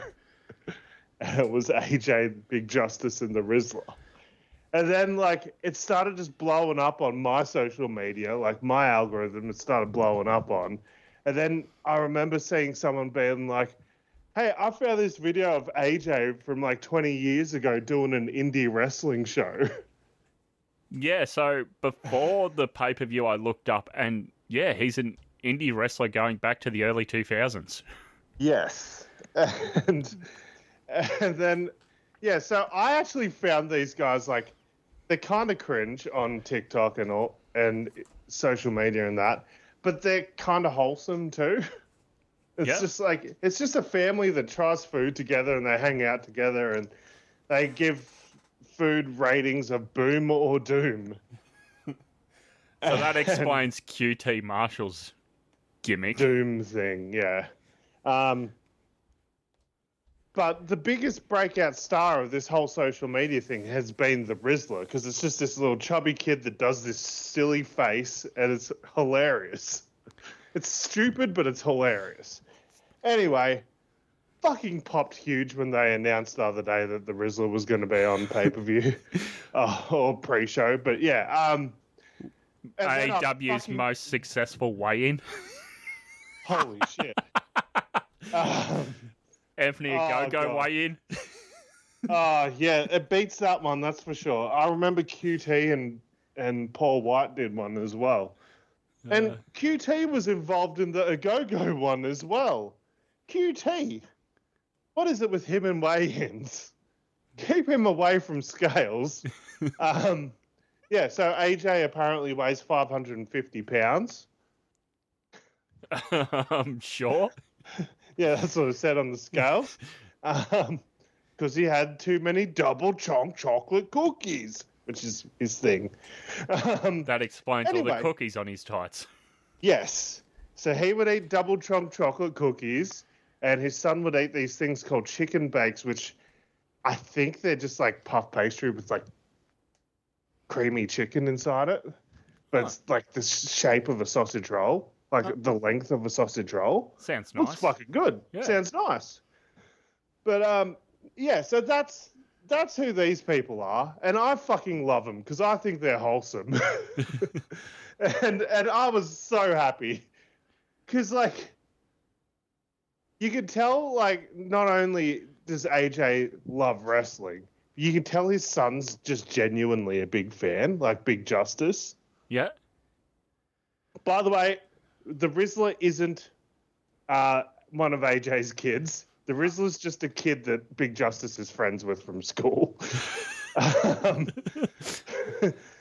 But, yeah, so you could just tell, like, Big Justice was just having the time of his life. Like, walking down that ramp, he was, like, smiling the whole time. And then they have, like, Big Show, Paul White, come out holding the Rizzler's hand. And the Rizzler's, like, the height of, like, the Big Show's knee. It was like Hornswoggle and Big Show. It was so funny. But the entire time, the Rizzler's just doing this stupid face. Oh, it was so funny. Cut to him Anyway. every minute. Yeah, they cut to him so much. It was so dumb. But yeah. So your thoughts overall? I'll give it a boom. Yep, I'd have to agree with you. I thought this was a really good match. It far exceeded my expectations on paper, and I'd give it... Did you hear about what happened, like, the fallout from this match? No? AJ broke his foot. Yeah, so I've seen conflicting reports about that he either broke it in this match or he broke it in training for this match and still went through with the match. Yeah, so a video I saw, he said that he did it during the match, but that could just be him covering the fact that he might have done it beforehand. Yeah. Yeah. Overall, pretty fun pre-show. Didn't need to be as long and should have had the Continental Classic participants announced during the pre-show. Honestly, like the amount of TikTok followers that AJ and Big Justice have, should have just done the entrance for this match on the buy-in and then put the match on the pay-per-view. Okay, so that's what I was going to get to as well. I don't know why you're doing this on the pre-show. I would have done it on TV if you're going to give it away for free. Or I would have done the entrance, like you said, they're doing the entrance now before the first match on pay-per-view, so then you start the pay-per-view, go straight into the first match. Yeah. I would have done the entrance for... Okay, we're going to kick off the show with Big Boom, AJ, and QT Marshall. Buy the pay-per-view so you don't miss out. Yep. That way, at least you're popping buys, Tony Khan. Yep. Okay. Granted, it's a shit show of a match, but at least TNA put Jenna Maraska behind the pay-per-view buy wall. Oh, my God. What the fuck is going on with AEW at the moment? Anyway, next match was 4-way tag team match under Young Buck rules. Because who the fuck was legal here after about 2 minutes? Private Party, Isaiah Cassidy and Mark Quinn, defending champions against Outrunners, Truth Magnet of Turbo Floyd, Kings of the Black Throne, Malachi Black and Brody King, and the Acclaimed Anthony Bones, Max Caster. I said going into this, fuck it, put the belts on the Outrunners. I thought that that's what they should have done. No offense to Private Party, but I don't understand why they have the belts. It's 5 years too late. Yeah. Yeah, I mean, okay, they're a lot more polished in the ring now, but I watched the match where they won the belts. I didn't think it was that much of a reaction. No, they've done... The problem is their in-ring has improved a lot, granted. Their characters still feel the same as when they were in the Andrade family office, as the Hardy family office, as being under the mentorship as Matt Hardy, as when they started in AEW.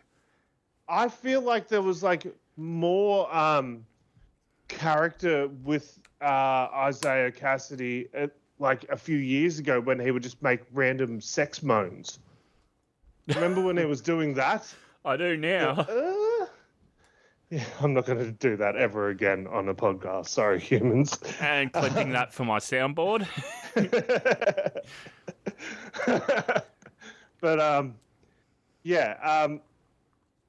there was more character development with that. I feel like the Private Party might have had more character when they were part of, like, the Hardy family office. Yeah, it's true. They might have been better off under Matt Hardy. Yeah. That hurts me to say because Matt Hardy in that era sucked. Yeah. This match sucked balls. It was, and they did the stupid teammates are both legal, let's try for a pin, but somebody breaks it up. Yep. I fucking hated this match, and we're still playing into the Acclaimed are going to break up going out of this, and Caster's the one who gets pinned and Private Party to retain, and they go in the crowd and celebrate. Yeah. Who took the card? It was Caster, wasn't it? Yep. Max Caster. Yeah, he took the card and Bowens didn't. Yeah. So they're going to push the shit out of Bowens then. Hopefully. Yeah, Bowens is going to go through the entire... I was going to say Hurt Business. Don't worry, they said that enough times during their YouTube interview with Renee. Yeah. Oh, God damn it. Yeah, we'll touch more on those guys in a bit, though. Bowen's finishing his rap and then just whipping the mic across. Caster finishing his rap and just whipping the mic across at Bowens that goes bouncing off to the other side of the ring, so he has to go get it and then go back and do like the whatever the city they're in part. Yep. Following that match, I gave absolutely no fucks about, so I put it on and went over the shops. MJF versus Roderick Strong. Yes. Okay. So the big question the humans want to know: what did you get from the shops? I did not get Prime or Lunchly because I do not like my cheese moldy, bruh. Holy shit! Yeah, no. Oh fuck! Yeah, we need to talk about that in the future. Holy shit! I got me just a bag of chips and came back and saw the closing stages of this. But the humans want to know what sort of chips you get. Smith's Chicken. Oh, classic. Good. Yeah. So as I've become more of a dad, I've fallen more back onto the classic Smith's sort of chips. Chicken, barbecue, salt and vinegar, all that. But salt and vinegar, not as much because, yeah, if I bring home salt and vinegar, I'm not going to be able to eat any of it because Eliza will inhale it because it's her favourite. Anywho, we love chip talk on here, but let's get back into this shitty fucking feud. I hated this. I thought, because I mentioned on the week before, I'm like, okay, well, Cole's lost his third match. He's either going to have to come out on Dynamite and win a gauntlet match, which I think is dumb to insert him into this, or they're going to do a huge beatdown of Roderick in the post-match because Roderick's going to tell Cole, no, I'm my own man, I can go do this. But MJF wins here with the Soul of the Earth, does one chair shot to the arm, and then flees. This was the lamest beatdown I'd ever seen. Yeah, and then apparently on Dynamite, I didn't watch it, but I haven't seen it. I read enough about it, but like on Dynamite, like they had like Adam Cole and like Kyle O'Reilly come out and like try to fight each other to see who can get revenge on MJF for what he did to Roderick Strong. Okay, I know the Wazzies aren't for a few months, but this is already worst feud of the year. I give 0 fucks about it last year. I give 0 fucks this year. Why are we going back to the fucking Devil Cole MJF storyline? Why? Fucking why? Because I guess they feel like they have to wrap it up, but then fucking wrap it up. Where's that gif of the guy who puts a sign on the table saying wrap it up? Yeah, exactly. But like, let me just tweet that at AEW at Adam Cole at MJF and get blocked. So yeah, like how is it that MJF's re-signed and it's like, okay, now you can go nuts with him being your top guy, right? Because that was the big thing when he was the champ. It was like, well, he hasn't re-signed yet, so they can't go all the way with him. Now he's re-signed, and this is what they're doing with him? Yeah, and we're probably going to get this at the next pay-per-view at World's End, which falls in a stupid time frame where I probably won't watch it. The only reason I watched it last year was to see that goddamn reveal. Oh, fuck. That's what it was, wasn't it? Yeah, this is over a year in the making, this match of MJF and Cole. And there's no guarantee we're going to get it at the next pay-per-view, by the way, because they said on Dynamite they both wanted to fight. Kyle O'Reilly and Adam Cole both wanted MJF for revenge for Roderick Strong because, ouch, his arm a little bit. Oh, we're going to get revenge on you. You gave him a dead arm. Fucking hell. And then MJF's like, well, that's not going to happen. You guys are going to have to wait because I'm going to be facing whoever wins the winner of the Dynamite Ring Battle Royal thing. Yep. Or whatever. So they've both announced that they're going to be in that. Guarantee you. It's going to be those two at the final, isn't it? It's going to be Kyle O'Reilly that wins it. Because they're going to hold off. No, like usually...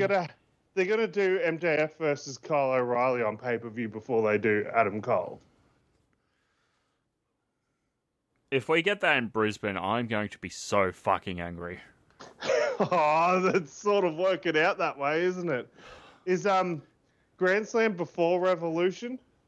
Yes.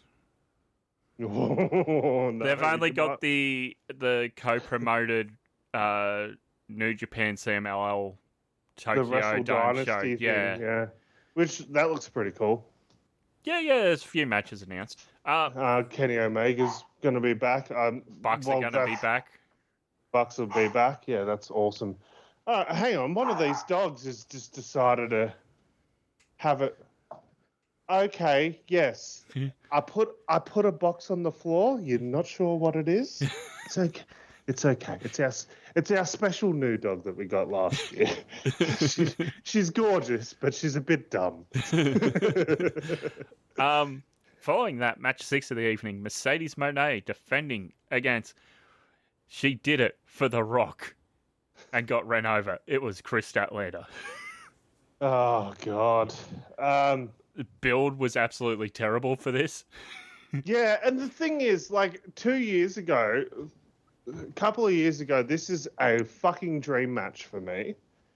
But we finally got here, and both of these people I just couldn't give a shit about anymore. Because I swear to God, like, a couple of minutes ago, Chris Statlander was the heel that had Stokely Hathaway as a manager. Yeah. Am I imagining that? What the fuck? No, she had that big blood feud hardcore match at All Out in September in Chicago, and then shortly after that she dropped Stokely and turned face for some reason. Yeah. I still don't understand why. Yeah, it's so stupid. So stupid. This match opened with about 4 minutes of stalling, with Mercedes Moné keeping Statlander on the outside for trying to get a 10 count win. And on first viewing of this, I hated this match. And then I saw all the comments saying, it's a really good match. So I did something I don't usually do. I went back and watched this again the next day because I was watching this around 9 o'clock at night. I'm just like, hurry the fuck up with this pay-per-view. I went back and watched this. I enjoyed this match. Yeah. So I think you've been a victim of this in the past, where you've just been a bit of a grumpy, tired boy watching it, and every match fucking annoys the shit out of you. Yes. Especially when you're starting a match with 4 minutes of stalling and on the outside doing the Randy Orton special. Yes. You don't need to... Because I was going to say this is probably my favourite Mercedes AEW match. I'd have to go back and watch the Stephanie Vaca match again, but it is easily top 2. Yes, it's one of those two, but I'm going to lean towards this one just because I'm also a massive Statlander mark. And for those of you that don't know, she was trained by Kurt Hawkins, so she's by default one of my boys. Yeah, creator wrestler. Yeah. I thought this was a really good match in the end here, and Mercedes gets the win via pinfall on Statlander, 1925, and now we will play my terrible music, and I shall do my dance. Yes. Okay, so that's all well and good. Here's the issue. Did you hear what happened on Dynamite? I assume Camille broke up with her and they're setting up for World's End? Yep. Does this feel too soon? Does this feel like it was going fine and then, like, this pre-show of this, she's like, Camille, stay backstage. And we're like, oh, okay, are we building tension towards this? Yeah, like, what happened? Like, it's just sort of like, I don't know. We started the car in neutral and just straight away went to 6. Yeah, like, what the fuck happened? Like, it was just like, oh, everything's going good. I'm starting to get used to these two together. It's a pretty good visual. That they look good together. They're starting to get chemistry. I want you to stay back here because you're a bitch. Hey, that's Okada's line. I hate you. Stay back here. Yeah, it's like, okay, what's happened? Have I missed something here? Is this like a video game where I've accidentally pressed the A button a few too many times and skipped like 3 really important scenes? And then all of a sudden you're in the game and you're in this fucking level and you have no idea like what the fuck this level is and what you're meant to do because you accidentally skipped everything. Yeah, feels like that. Yeah. This was one of the longest matches of the night too. Going on from here, every match is long. So I think this is where I was sort of just getting tired. And they're all singles matches, like other than being defended for a championship, there's nothing really to break it up. Yeah. Following that, Jay White versus Hangman. Adam Page, the story here being that Jay White has Hangman's number other than that time Hangman defeated him in the Continental Classic. Yeah. I thought it was a pretty good match, sort of paint by numbers for these two, but nothing outstanding to write home about. Jay White wins. Yeah. Following that, Fletcher and Ospreay. Ospreay coming out as the Punisher, Fletcher coming out all white, very Seth Rollins double champ era looking gear as a visual. The Proto Star, what do you think of this new addition, Kyle Fletcher, in the Don Callis family? I think he looks amazing. Enough people on Twitter have said it. Young Randy Orton vibes. Yeah, I can see that now. Yeah, he looks like a star. His aura is there. I think, he's just about ready. What did you think when he shaved his hair a few weeks ago? Fantastic. He needed it, didn't he? Yeah, he did need that. He needed that so badly because as soon as he showed up with that blonde hair that he had, I was like, why are they making him look like Will Ospreay's mini-me?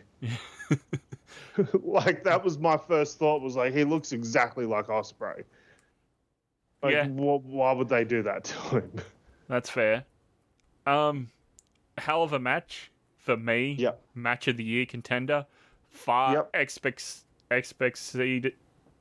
You know the word I'm looking for. Yep. Exceeded all expectations I had for this match going in. And yeah, a lot of fans were saying, it's going to be between this and the Ricochet match later on for match of the night. Fletcher and Ospreay, match of the year contender. Anything else you want to add to this?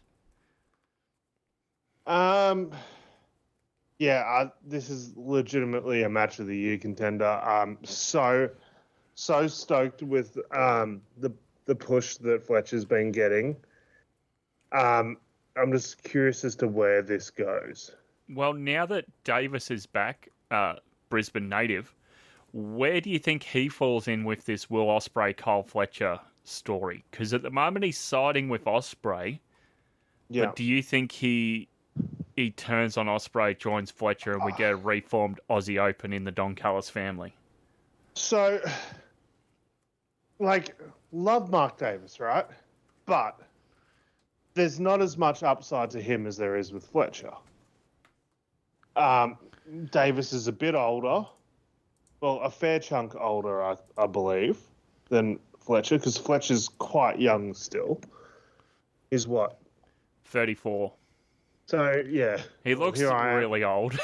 He looks really old, but he's still quite a bit older than Fletcher. And Fletcher's 25. Yeah, so he's 9 years older. And Davis is a bit more injury prone, right? He's had a lot of injuries in the past. Yeah, and unfortunately. He's just come back from one. So the thing is, Fletcher's starting to get over on his own. Do you put him back with Davis, and then it sort of just feels like, okay, you're just deliberately creating a Sean and Marty here. Oh my god. I just realised that probably the direction they're going. They were going to build up for Aussie Open implodes at Suncorp, weren't they? Yeah, and that's what I was going to suggest. Do you just do Mark Davis versus Carl Fletcher? Because are they both Queenslanders? Fletcher is a product of PWA, I believe. Yeah, PWA Academy, Sydney. So, and then the correct thing would have been is to have Mark Davis beat Carl Fletcher at Suncorp. Yeah. Because then you're preventing yourself from having a Sean and Marty, because I think they will have their feud together, and then eventually Carl Fletcher will see the error in his ways and then join back up with Mark Davis. And then by the time they join back up together, they'll both have created enough of an individual identity that you're going to avoid a Sean and Marty situation. Like the Usos? Yes, exactly. Yeah, like Mark would still be Jimmy, which is nowhere near Jay. But Jay's main event-ish. Yeah, but like Jimmy's still great. It's just Jimmy's not Jay. Yeah. Mark's still great, but Mark's just not Kyle. Yeah. I think if this had been... If the Aussie landscape had changed 10 years earlier, like all things considered, we probably would be talking about Mark Davis being overseas doing big things, but it's just not the way the cards fell for him. No. And yeah, like here I am calling him old, and I'm a year older than him, by the way. But I'm not a professional athlete, and he essentially is. And he's got 9 years worth of injuries more than what Kyle Fletcher has. Yeah. And that's why I'm saying that you might be tentative about doing anything with Mark Davis. Maybe you just want to wrap up the obvious Kyle Fletcher versus Mark Davis match. Yeah. And maybe the best thing to do would be to have Mark Davis win a Grand Slam. So following this match, I believe it was next, we got the championship celebration hosted by Mina Shirakawa for Mariah May. Yep. This could have been on Dynamite. Yep. Yeah. And it feels like the turns again, turning in the women's division. We went from neutral to 6. These two were getting along great, and then, okay, we're doing this now. And I assume this is going to be a match for World's End. Honestly, I would have had the blow up at World's End and set up for a match at Wrestle Dynasty at the Tokyo Dome for these two. Yeah. Like, Mina's not going to win the belt, but at least it's a good showing. Yeah. Yeah, so not really much to write about that. Next match was Alex's favourite wrestler of the year, the Scapegoat, Jack Perry, defending his custom AEW TNT Championship against Daddy Magic's favourite wrestler, Danny Garcia. Oh, fantastic. At least he stopped the dancing. Yes, he's better. Yeah. He is definitely better. I'll agree with that. But has AEW just completely given up on that whole elite thing? Oh, you mean the elite stable with Okada and Jack Perry? Yeah. I guess so, because the Bucks left. Yep. I haven't watched Dynamite every week, but is Okada like regularly featured still? Okada's just come back. He had time off, I believe, because him and his wife had another kid. Oh, nice. Yeah. But he's in the Continental Classic. Screw it, let's get to that now. Where the fuck is this thing? Continental Classic. World's End. Have you seen the participants being announced? I didn't see the announcement. I've just seen who's in it. Okay. Nothing crazy. So in the in the Blue League, honestly, if I was doing this, I'd have a Dynamite League and a Collision League, so you know who's on what that's shows. so smart. Oh, that would make so much more sense. And fucking hell. Okay, and this idea is taken from John and Wyatt Post Wrestling. They should at least do announcements of who's going to face who when. So if you want to have Shivani in the control center, have it a month before, and he can announce, on this episode of Dynamite, you'll see these matches, and here's your featured match. Here's the main event for that evening. Mm-hmm. But don't half-ass it. Anyway, Blue League, Shelton Benjamin, Kyle Fletcher, Daniel Garcia, Kazuchika Okada, who's the defending Continental Champion, Mark Briscoe, and the Beast Mortos. Over in the Gold League, you got Claudio Castagnoli, Brody King, Will Ospreay, Darby Allin, Juice Robinson, and Ricochet. Yep. Yeah. Any quick picks there for you, each league? So I think is this where we get Darby Allin winning? I think so.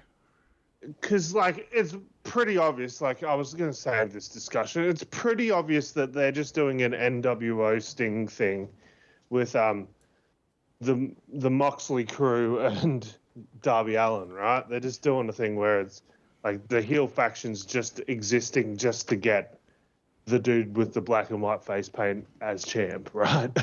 Yeah, that's true. Yeah, so, and that's fine. Like, Darby Allin definitely, for everything he's done in AEW, definitely deserves a title run. I wholeheartedly agree with that. So, yeah, is this where you do it, or do you do it, like, a bit further down the road? Is this, like, a speed bump along the way? I think... And knowing AEW, this is probably a speed bump along the way, because they drag shit out, don't they? Yeah, I think this is a speed bump along the way. So then, because the winner of this gets a shot at the world title, right? No, winner of this gets Kazuchika Okada's Continental title. Oh, fuck. Okay. Yeah, so then top two from the block play off against each other, and then they go through to the final for Okada's championship. And if Okada doesn't make it, the belt gets vacated. Fucking hell. Okay. Yeah, I know. Don't ask me. I hated this last year. That's dumb. Yeah. I understood it last year because it was to crown a new champ, right? It was to crown the first one. Yeah. I didn't think that they would just reset the title every year with this tournament. Yeah. That's dumb. What's worse, the way they crown a new champ every year with this, or the King of Pro Wrestling title? Oh, God. Oh, God. Do you almost just do a final of Okada and Darby and then have Darby lose? Yeah, that's what I'm thinking. I'm thinking probably Okada and Fletcher go through from that group. But this is a chance to get Okada out of this fucking shitty division too. So do you get him out of this? Do you just have him not even make it to the finals? Yeah, I think the person who could probably benefit the most from this title at the moment is Kyle Fletcher. I was just thinking that. Because it limits him to 20-minute matches. So do you possibly have a Fletcher Ospreay final? One, Fletcher just has his number again. So soon after they've just fought. Yeah. Yeah. Or you have Fletcher Ricochet, or well, that's a story as well, because it seems like they're eventually going to do something with Ospreay and Ricochet properly. But do you possibly even just have Ospreay beat Fletcher, and then they have a rubber match down the road? Yeah, that's true too. Yeah. Because I don't think Ospreay's getting near that world title for a while. No, they want to save it for not next year, the year after, when they're back in Wembley, I guess. Yeah. If they're back in Wembley. Yeah, Wembley Arena. But anyway. Yeah, because I think Darby's the next babyface champ. Darby's the one that beats Moxley, because that's what this whole story's been about. Yeah.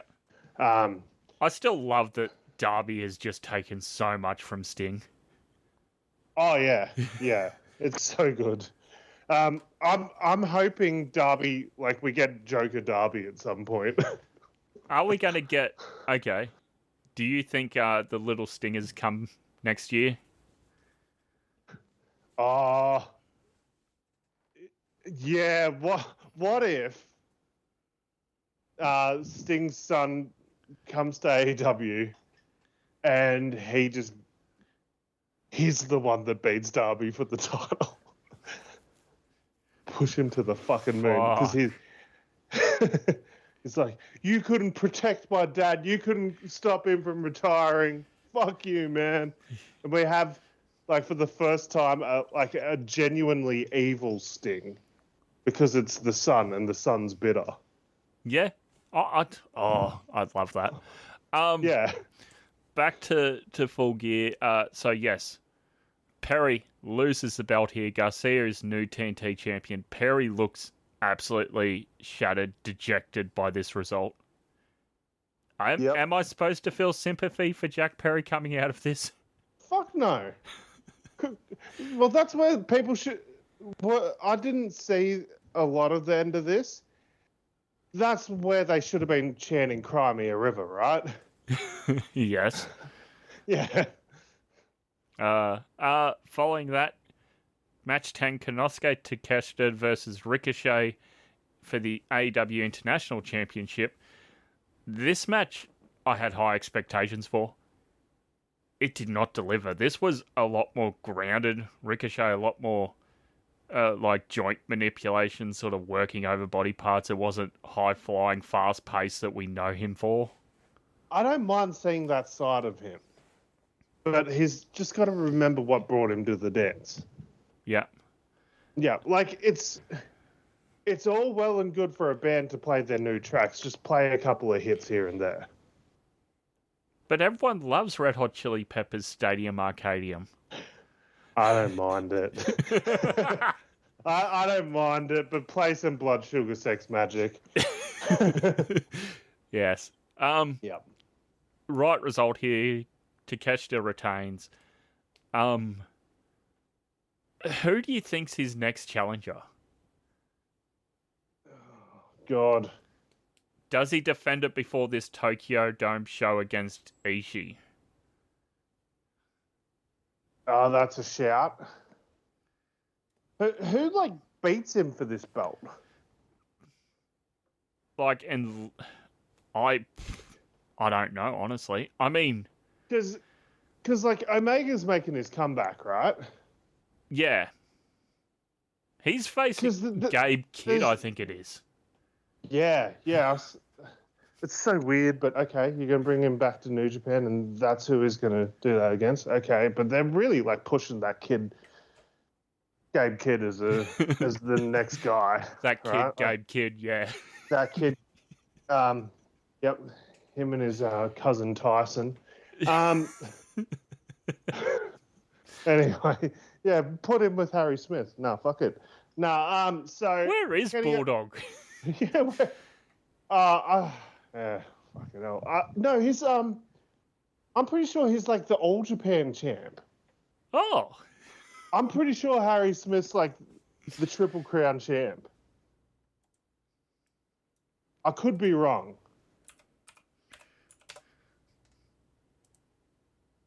Hang on, it's just lighting up.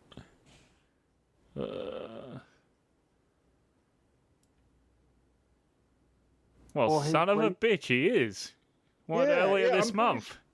Yeah, because I'm pretty sure I saw someone post about it. Yeah, yeah, so that's what he's up to. By the way, All Japan still exists, apparently. Oh, we're in a mood today.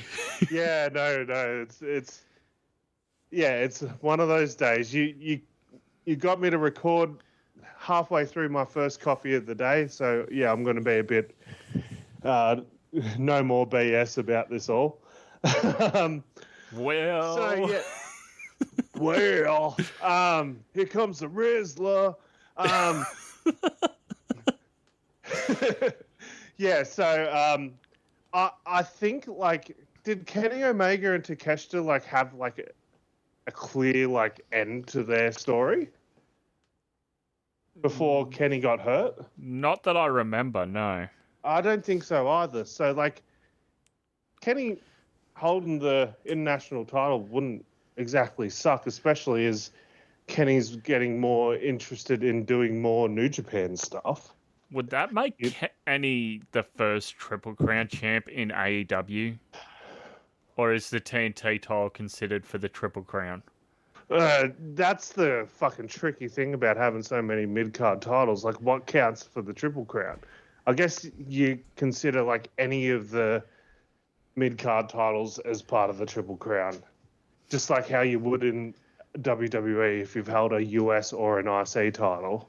So who's close? Darby's got tag and mid. MJF's got world and mid. Moxley's done it, hasn't he? No, he hasn't done tag. Actually, he has. He would have the international. Oh. No, you're right. Tag. He hasn't done tag. Yeah. Who else is 4 pillars? Sammy Guevara. Sammy's done TNT, hasn't done tag. Yeah. Who else is 4 pillars? Jack Perry's done tag and world. MJF's done world and international. Yeah. Yeah, Hangman's done world and tag. World and tag. There's a few people getting up there now. Well, we've just got to go through the world champs, right? That's the easiest to do. Yeah. So you go Jericho. Hasn't done... He's had tag, hasn't he? No. He hasn't? No.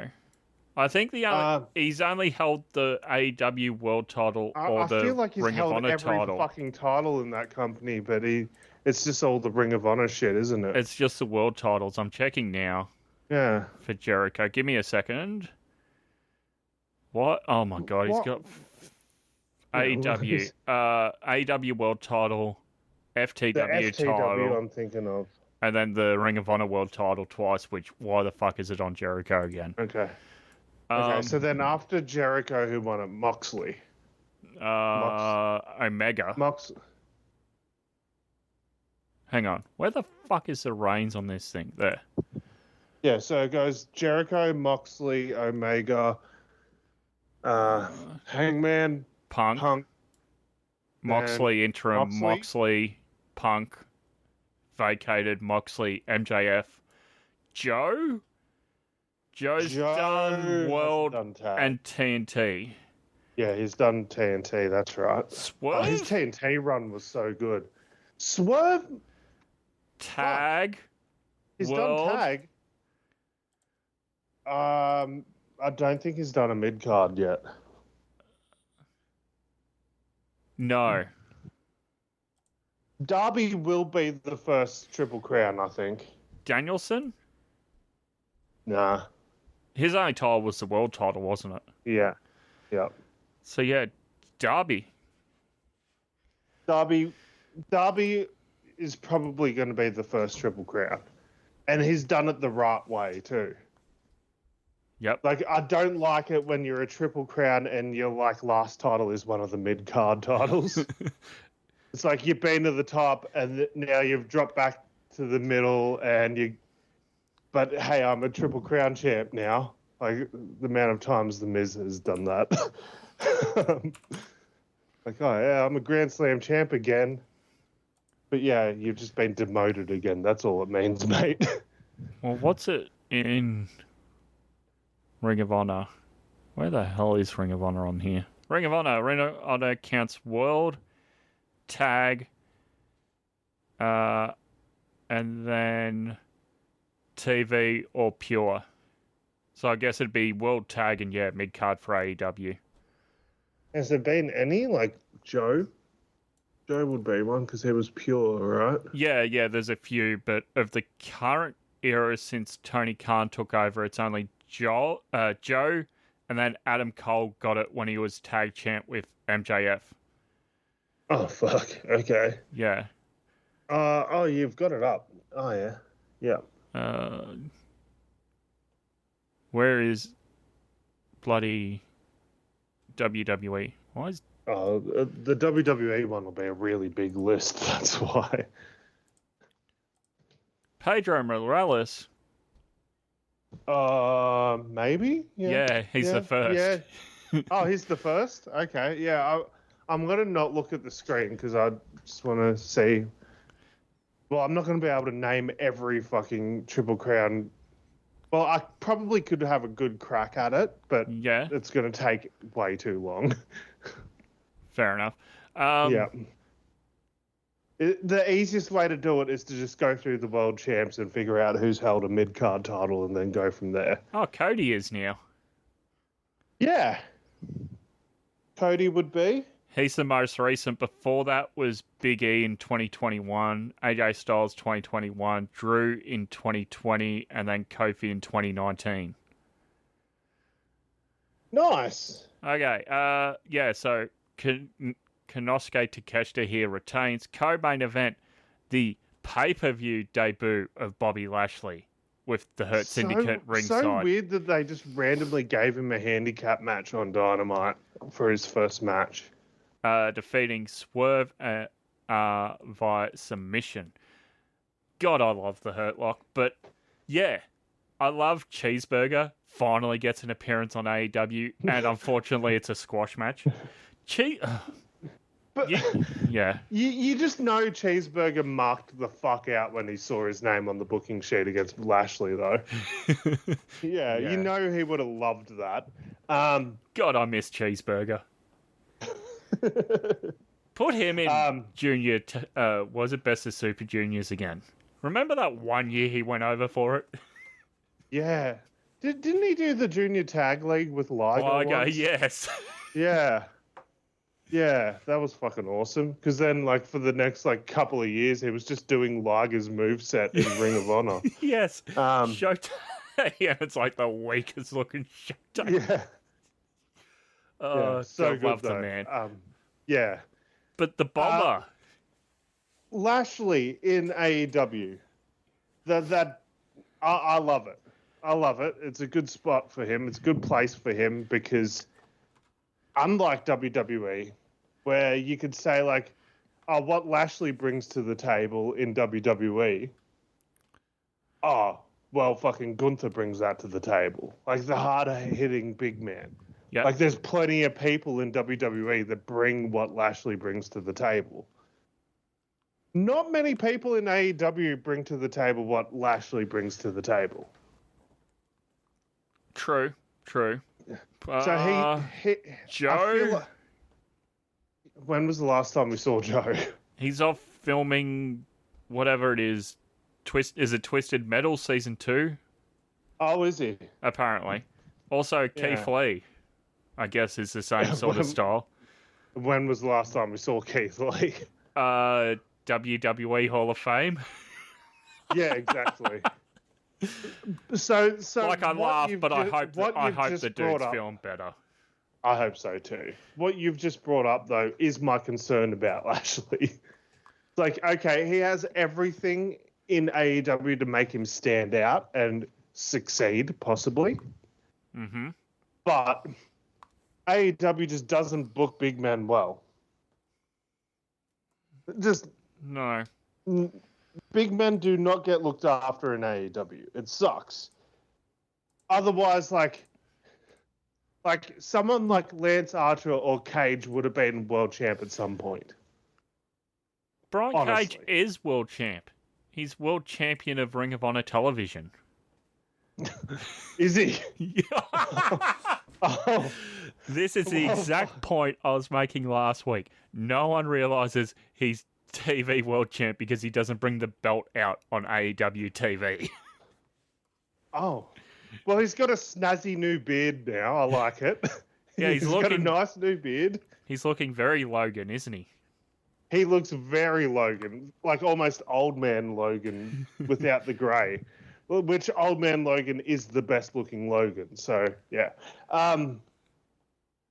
Yeah, he looks very good right now.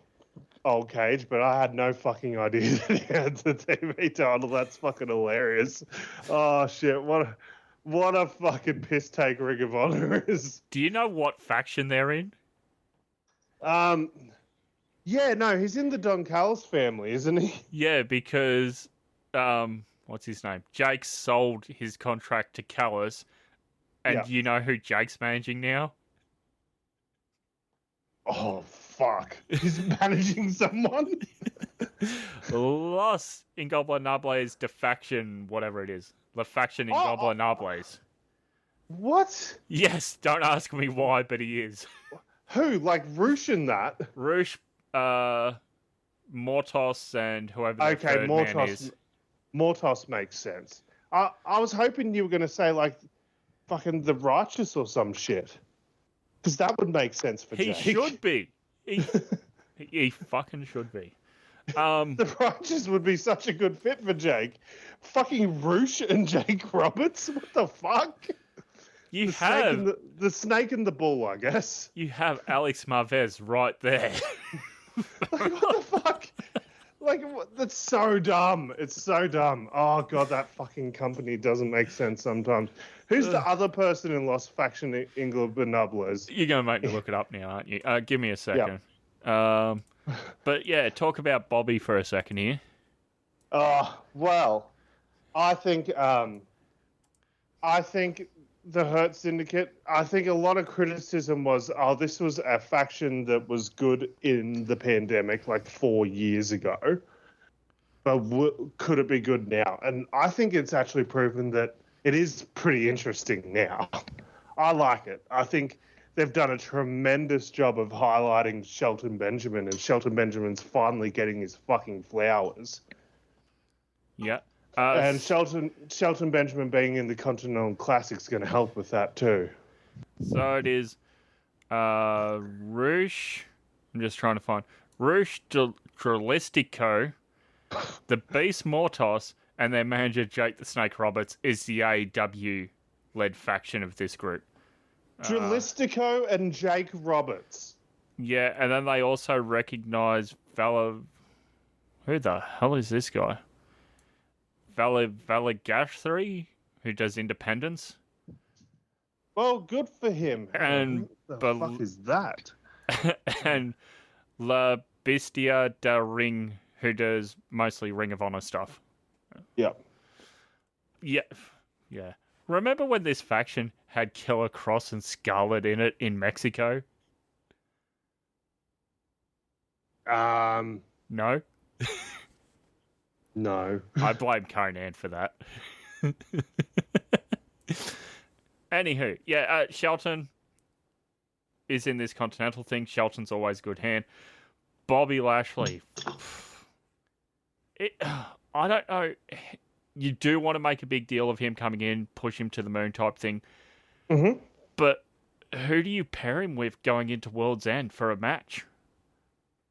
Bobby Lashley? Yeah. Do you run back Swerve with a stipulation this time? Because he tapped out Swerve. Yeah, that's a shout. You got to do the dream matches with Lashley, okay? You got to get through the dream matches immediately. Because I hate to be that guy, but Lashley's old. But he looks young. He looks young, but I'm pretty sure he's late 40s. 48. Yeah. Would you care to hear about his military service? Well, I just distinctly remember a time in my life where that was his gimmick. So, no, I feel like I've heard enough. How when WWE had both Lashley and Lacey Evans, they never paired them together in some sort of military gimmick? I don't know. Oh, God. 2006 Bobby Lashley, his gimmick was he wrestled in the army and he was an army boy. Until they sent him to ECW and his gimmick was he is fighting for the pride of ECW against Vince McMahon. for President Redacted. Yes. ECW. Oh, Oh, God. What a strange time. Nothing says ECW like President Redacted. Anything else? Yeah, dream match for Bobby Lashley, I guess. Any quick one you want to name before we get to the main event? I'm thinking they need to get to Hobbs as soon as possible, right? Oh, fuck me. Remember Hobbs? He came back. Why the fuck is he not on this card or in the Continental Classic? Should be in the Classic. Why the fuck isn't Lashley in it? Because they don't want to have him taking losses yet.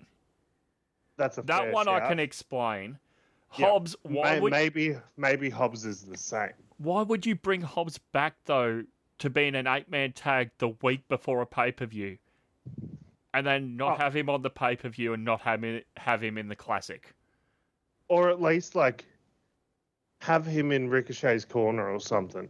Really establish Ricochet and Hobbs are a thing now. Mates.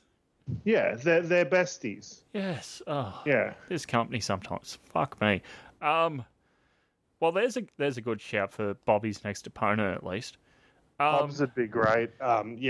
Any muscle boy would be good. Who's the fourth man? He's been handing out all these business cards, one to Monet, one to Man of the Hour, Leo Rush. The smart thing would be Monet. Bowens. Oh, not Bowens. Caster, sorry. Yeah. The smart thing would be Monet.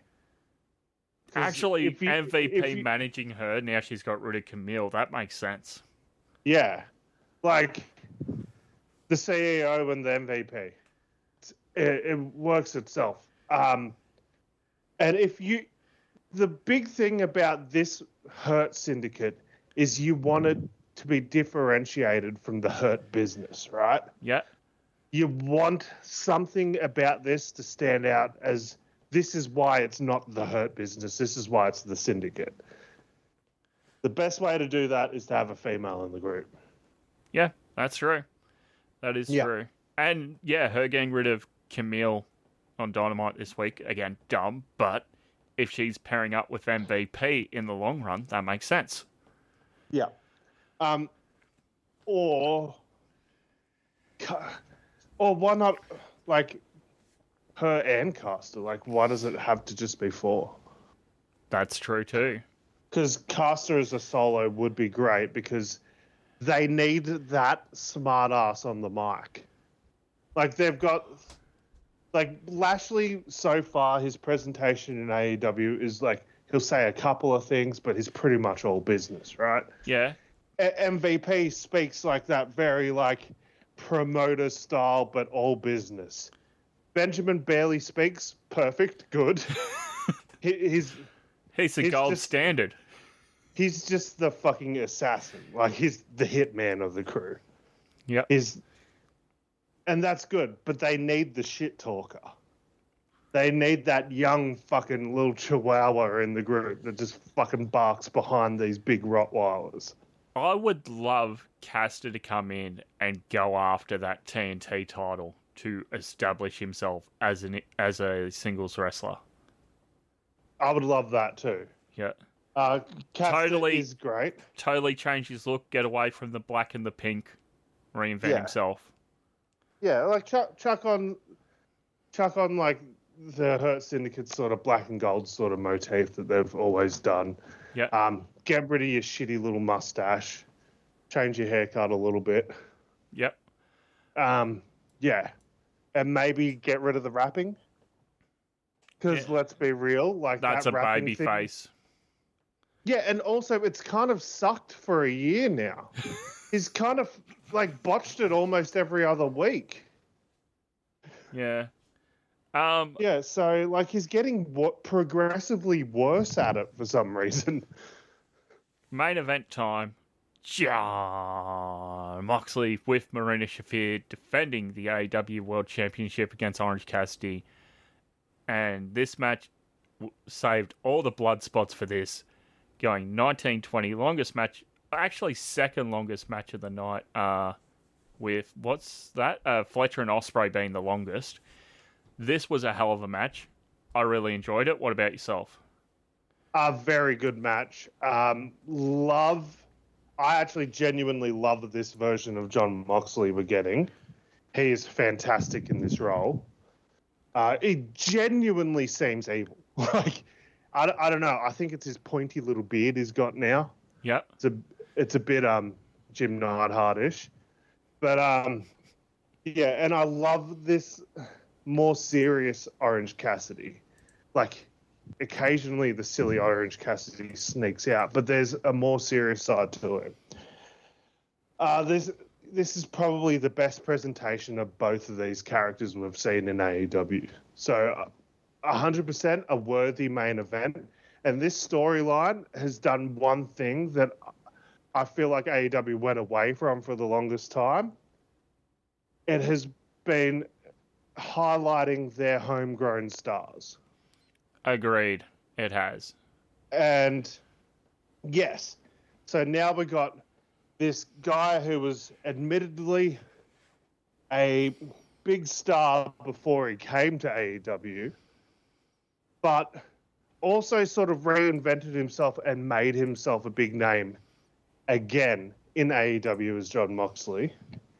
And he's done a fantastic job of like making like Orange Cassidy seem like a credible main eventer and really building Darby to be the next big main eventer. And the fact that, it's now just sort of dawned on me, what if they somehow find a way to get Darby in the world title match at Revolution?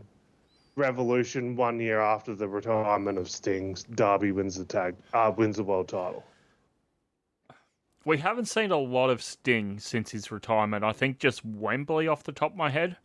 Yeah, just Wembley. What happens if Darby gets his world title match and, like, I'm not saying Sting has to go on the road. Have Darby go back to his home and just have Stinger turn up and watching him train. Sting doesn't have to say anything. You can shoot it like those old black and white vignettes that Darby used to do of him training. Yeah. And just have Sting to the side just watching him from the shadows or something. Just on a fucking porch, on a rocking chair, like an old man. And Darby's just out in the dirt in front of the porch, just fucking working away. I'd love that. Yeah, it'd be so fucking good. Yeah, I love that. Because what this storyline has done is something I didn't think was possible. It has made me genuinely feel like Darby Allin's going to be a great world champion. Which I thought, like, maybe a year ago, like, oh, fuck, it'd be an uphill battle to get him to be world champ. Because small, Mike's skills are sort of but his mic skills have gotten a lot better. Agreed. His mic skills are actually really good when he needs to, but the other thing is he doesn't need to. I mean, Sting's best years never had to fucking say a word. Over as fuck. Yeah. Oh, man. He had the best gig in wrestling. He just had to stand there and people just wanted to see him. For me, hell of a match. Bunch of interference here.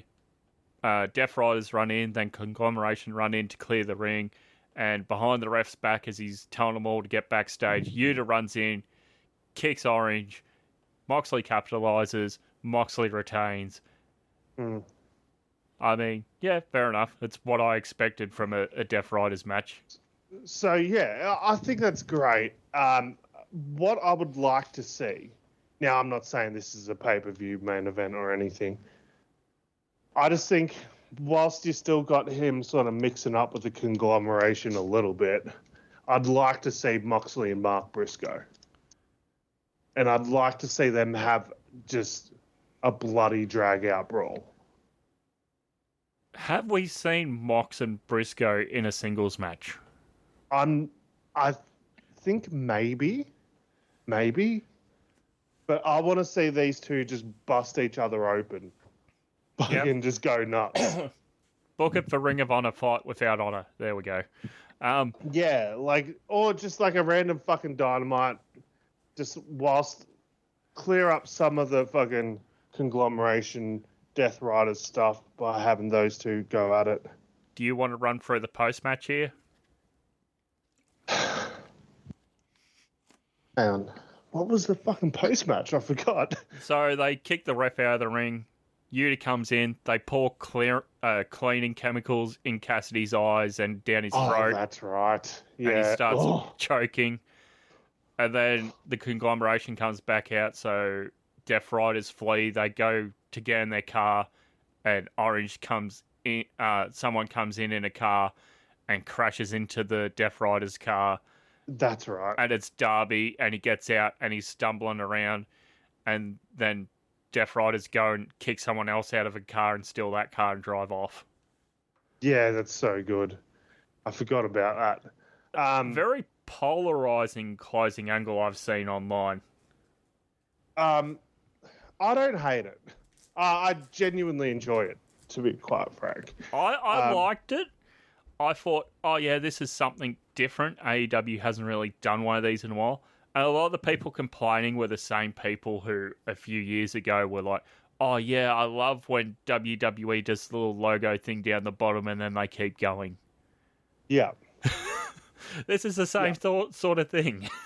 Yeah, exactly. Well, if we all recall back to Fugs, my whole fucking gimmick was post-credit scenes, right? Yeah. I love that shit. This is essentially post-credit scenes in wrestling. Yeah, it's great. My question is, what? This is just a random thought. What the fuck happened to Trent Beretta? Didn't he turn heel and get taken out? Yeah. But, and like, Chuck Taylor got taken out by the Death Riders, right? Yeah. And now Orange Cassidy's been fucking poisoned by the Death Riders. Now, I'm not saying this is a fucking pay-per-view feud by any means. Oh, that's right. Willow made a run-in and her return in this post-match. I forgot about that. Oh, okay, yep. That's big money. Willow and Marina, I guess. Now, I'm just saying, what if they get Trent to come in and, like, have a bit of a feud with these guys? Not a major feud. Maybe it culminates with Trent and Yuta. Because there's a story there, too. Yeah, I don't hate that. Yeah, because they can't just fucking have this dude get poisoned and then just move on from it. That's the thing, right? Yeah. Like, he can't just be fucking have all these cleaning fucking products poured down his throat and his eyeballs and then just be like, okay, well, we lost the match. We're not going to feud with them anymore. Also true, yeah. So there has to be, like, big fallout from this, and this has to be sold properly. Like, so give me a couple of weeks before I let you know how this ending angle ages was. Yeah, because how they treat this in the future is that's how we determine if this was good or not. Okay. Do you have a beer rating for this? I'll give it a 4. 3.5. Yeah, I'm thinking 4. 3, 2, 1 for best matches. Yeah, go on. Okay. Yep. Okay, I'll go first.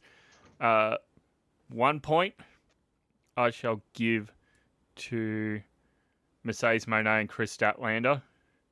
Yep. 2 points I'm going to give to Big Boom versus QT, and then 3 points Fletcher and Ospreay. Yeah, I'm going to go... I'll go 1 to Big Boom AJ. I'll go 2 to Fletcher and Ospreay, and I'll go 3 to Mercedes and Statlander. Wow. Okay. Yeah, I genuinely loved the Statlander match a lot. Do you have anyone who shut the bed so bad they should not come Monday?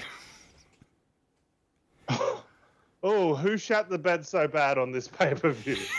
Oh my god. Okay. All right. Here we go. First of all, I'm not sure if this is a case of they shouldn't come Monday because there's a reason for them to come back. But Ricochet had a stinker, right? Yeah. But I've never been the biggest fan of this guy to begin with. What about his wife? Well, I'm not talking about Ricochet anymore. Oh. And actually, but the person I'm talking about, I'm actually more of a fan of his wife than him. But I've never really liked him that much. He's always just been probably... I've always thought of him at the other company as the most vanilla midget in the vanilla midget stable. Yeah, so I'm going to have to give this one to Roderick Strong. Yeah, I'd agree. I'm a much bigger Roderick Strong fan than you are. He does cool backbreakers, but that's like fucking 5% about what I like about wrestling is the moves. Fuck, man. I don't give a fuck about the wrestling. Yeah, I agree. I wouldn't be such a diehard Sid or a Kevin Nash fan if I gave a shit about the wrestling now, would I? But Nash proved on TNA that the ratings skyrocketed under his championship reign of WWF.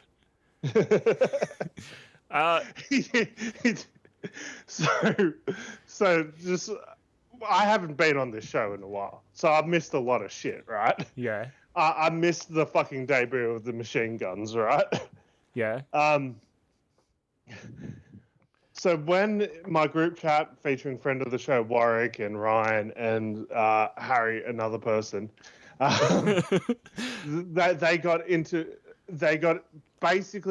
all got introduced to the Motor City Machine Guns for the first time when they showed up on SmackDown. Wait, Warwick didn't watch TNA? I watched bits. He sort of remembered him a little bit from when TNA was getting aired on 1 HD back in the day. So we are talking like the 2010 era. So They still owe Hogan money. Hence why they were meant to air that fucking Hulkamania tour. For fuck's sake, I was so excited every week to watch that. I wanted to see what fucking... I was so morbidly curious because I wanted to see what the fuck a Brutus Beefcake match looked like in 2009. Like, come on now. Anywho.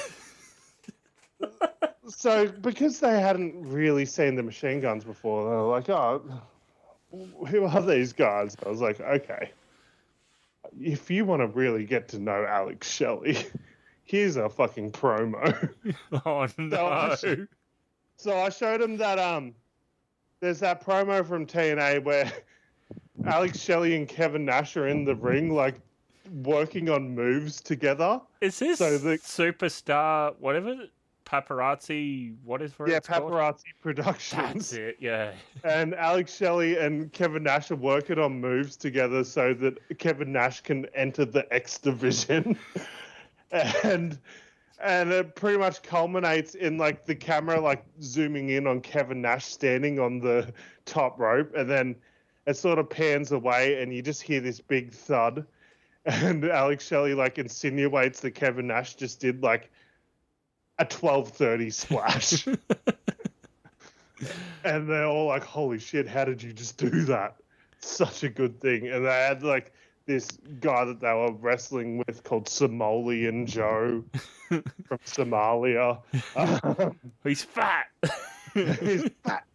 Yeah, no, it was just like, yeah, Alex Shelley's fucking amazing. Let him promo. So, yeah, that's how I introduced those guys. And, yeah, so that was their first introduction to Paparazzi Productions as well. And then I just led them down a rabbit hole of that. Over on Cage Match, people gave the pre-show a 6.3 with the main event getting a 6.9. Over for the main card, a 7.8 with the worst match being the tag match and the best match, I'm just having a look here. Fletcher Osprey 9.61. Mercedes Statlander 8.53. Yeah. So yeah, two pretty good matches. Because you haven't been on the show in a while, any thoughts on WWE ID? It's just slapping a fancy label on clearing up the indie scene, right? Yeah. Did you see a few of the good memes coming out of it though? That was it Yujiraro, the DDT famous Iron Metal heavyweight champion, was ID'd. Oh yeah, yep. Oh, pisser. There was another one someone did of Invisible Man got ID'd from GCW. Oh Jesus. I've got to search up WWE ID to see if I've missed out on any, because apparently Kylie Ray got signed, so I've missed out on a couple. Yeah. I don't know if there's a list Jack of them Cartwheel. anyway. Yeah, Jack Cartwheel's a big one. He cartwheels. I just know him from GCW stuff. Yeah. Zoe said, I don't know a lot of these people, but no, that's what I saw looking for him a while ago. Yeah, like the first batch I saw, I knew a couple from the very first lot. I'm just trying to find it. But yeah,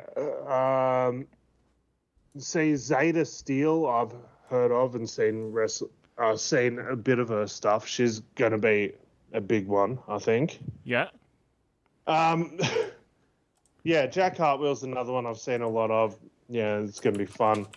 One of my favourite ones that they announced, I hadn't seen him perform at all, but the fact that there's a dude called Cold Brew Cappuccino Jones, like that's fucking amazing. I've got the list up now for you to have a look at if you like.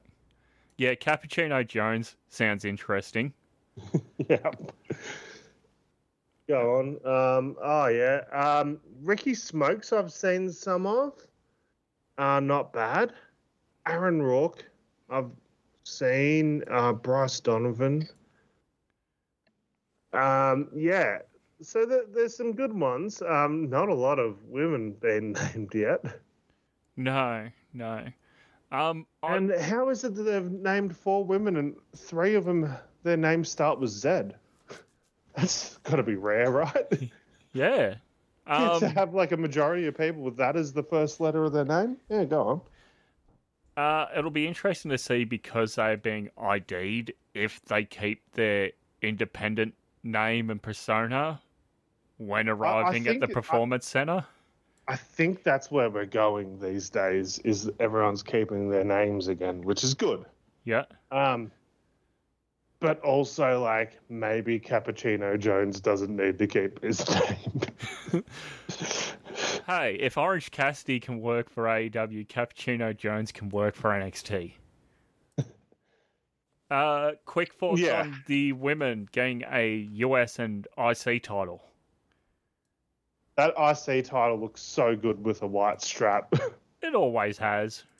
Yeah, like even this more modern IC title looks great with the white strap.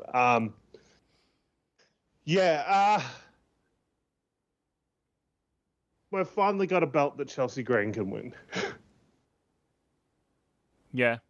I think that's a good spot for like a Chelsea Green or like so someone far, of that level. Bailey and Chelsea Green have advanced to the next round. In the remaining 2 brackets is Lash Legend replacing Jade Cargill, Meechin and Piper Niven, and in the 4th qualifiers, Naomi, Tiffany Stratton, and Elektra Lopez. I mean, it's Chelsea's to win. It's got to be Chelsea, right? Yeah. She is the most mid-card wrestler they have in the women's division. Oh. Love her. She's fantastic. Yeah. But also, like, there's not really going to be a world where she wins the world title, where she wins the women's title, I don't think. Oh. I'm just trying to have a look at the Raw women's division here. Any pick out for the IC title? Asuka's injured. Kiana James is injured. Yeah. Oh god. Maybe like a Raquel, and you do like a whole power Sean trip Diesel. thing. Yeah, her and that's right. We can do a fucking Sean Diesel thing again with Raquel. Yeah. It was her and Dakota, wasn't it? Yes. Oh, Big God, lady cool. Strikes heartbreak again. kick. Yep. Yep. Oh yes, we could do a whole big lady cool thing again. Fuck yeah. Liv might even be a better Sean than Dakota. Now that Dakota's back, I'd love Dakota to get a shout for this. Oh, Dakota would be great for this. Even like, yeah, Shayna even like Baszler. because you got to keep in mind too, like what the legacy of the US and the IC titles are. Like the US title isn't as much of a perceived workhorse title as the IC one is. But it goes back to like Harley Race. Yes, that's true. But like the more modern sort of view of the US title is it goes to someone that's over that probably isn't going to main event. The IC title just goes to the best worker. Fair enough. So if you do a similar thing with the US and the IC for the women, you do most over that's probably not going to main event. Chelsea for the US. And then you go best worker for the women. Maybe you go to an EO? Yeah. Maybe you go to a Kyrie? EO, Maybe. Kyrie, yeah. Yeah, Asuka. Injured. Asuka's injured. Okay. Alba. No, not Alba. Who's the one? Isla Dawn. No, Lyra Valkyria. Oh, yeah. That's a chick that can work and is on the come up. She might even be the shout there. I say screw all that and just put on Maxine Dupree. Fuck yeah. No. I'm all for it. I think that gives Otis more screen time. Shayna Baszler, Natalya. There's a story to tell with Natalya winning the IC title. Her uncle? Well, two of her uncles. Owen? Yeah, Owen as well. Yeah, best Oh, part. fucking Bulldog won it too. Another uncle? Yeah. You could almost say it's a fucking family tradition to win that belt. Okay, so yeah, I'd put money on Natalya then to win that. Just, she could play up that legacy. I know WWE doesn't show much of Owen, but you could have her there saying, you could just my simply uncle say three Brett of won my it. uncles have held this. Yeah. Yeah. Like, three of my uncles have held this belt and have beat the best to win this belt. Yeah. Like, Owen beat Austin to win that title. Who'd Brett beat? Do you remember? The first time, I think it was Mr. Perfect. And Bulldog beat Brett. In SummerSlam, Like, yeah. Yeah, so, like, they not only have three of her uncles won it, her three uncles have beat three of the best ever to do it, to win it. Including, like, one of the uncles beating the other uncle. So last little thing here on the women's division, because we haven't had you on for so long. Have you entered the Zaria zone? The fuck is... no. You know, a playoff the Delta Dome? That's Delta, isn't it? Yeah. Yes. No, so she's immediately come into NXT as a fucking big deal. It's so good. So good. And she immediately, like I was a little bit more skeptical because I guess I'm a bit more critical about, I guess I just don't, which is so fucking weird because I am an Aussie, but I just don't perceive us to be as big of a deal from the independents as, say, like a Mexico or a Japan, right? Yeah, that's So what... I didn't think she was going to come in with the same sort of hype that a Julia or a Stephanie Vaca came in with. But fuck me, she has. Yeah, I did not expect that because they changed her name, and I've gone, oh, you know, why are all these three women signed at the same time and only Delta has to change her name? Yeah. And, But also, Delta seems like the sort of word that's probably trademarked somewhere by someone. corporate America. Yeah. Yeah. But yeah, it comes in. Oh, yeah, there's a fucking airline, isn't there? Yeah. In America. Yeah, go on. 10-woman all-star match, and she pins the champion, Roxanne Perez. Yeah.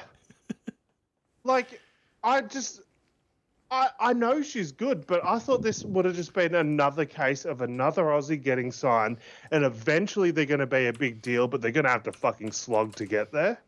Yeah. That's what happened with Rhea. Like, it wasn't all fucking mommy to begin with. It was pretty rough at first. Did you see the photo of her and Rhea backstage at NXT? Yes. Get in my veins. That's just... Yeah, it's just like, that's going to have to happen at some point, and that's going to be absolute fucking money. Adelaide Oval. Oh, my God. Oh, give me a...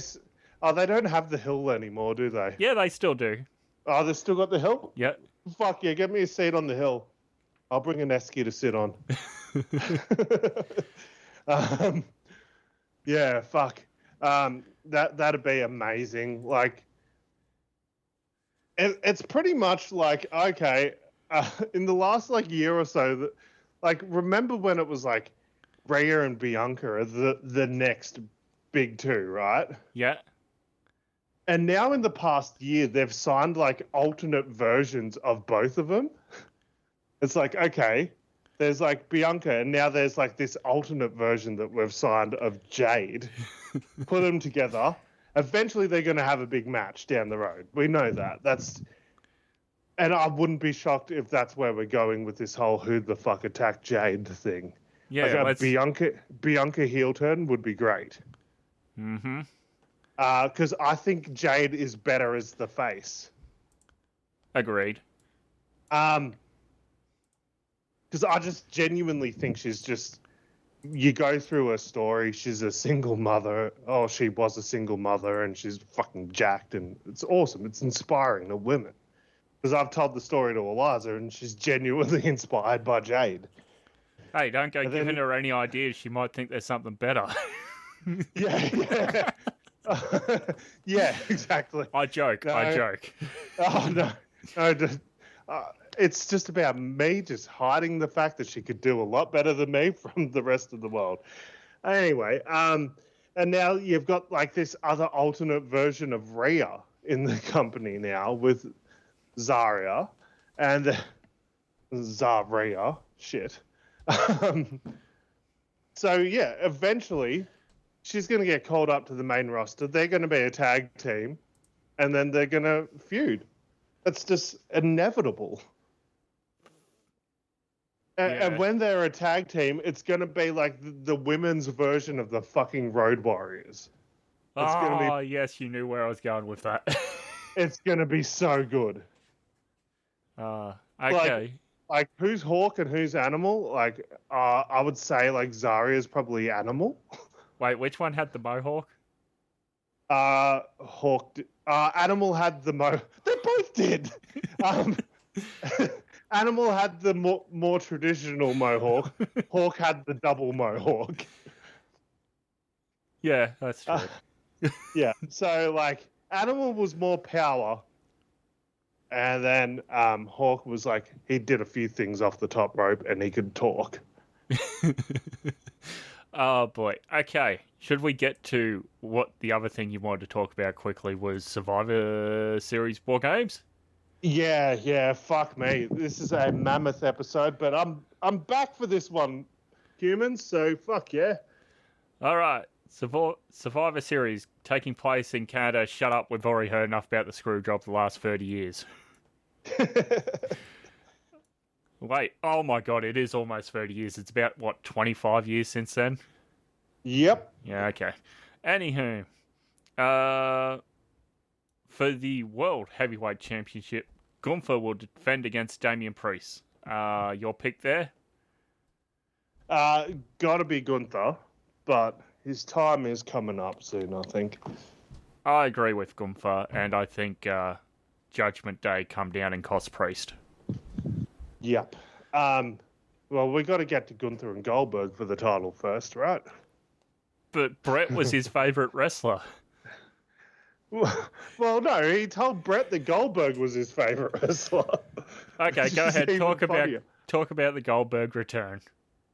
Oh, well, like they announced that Goldberg's going to have a retirement match in 2025, and it has to be against Gunther.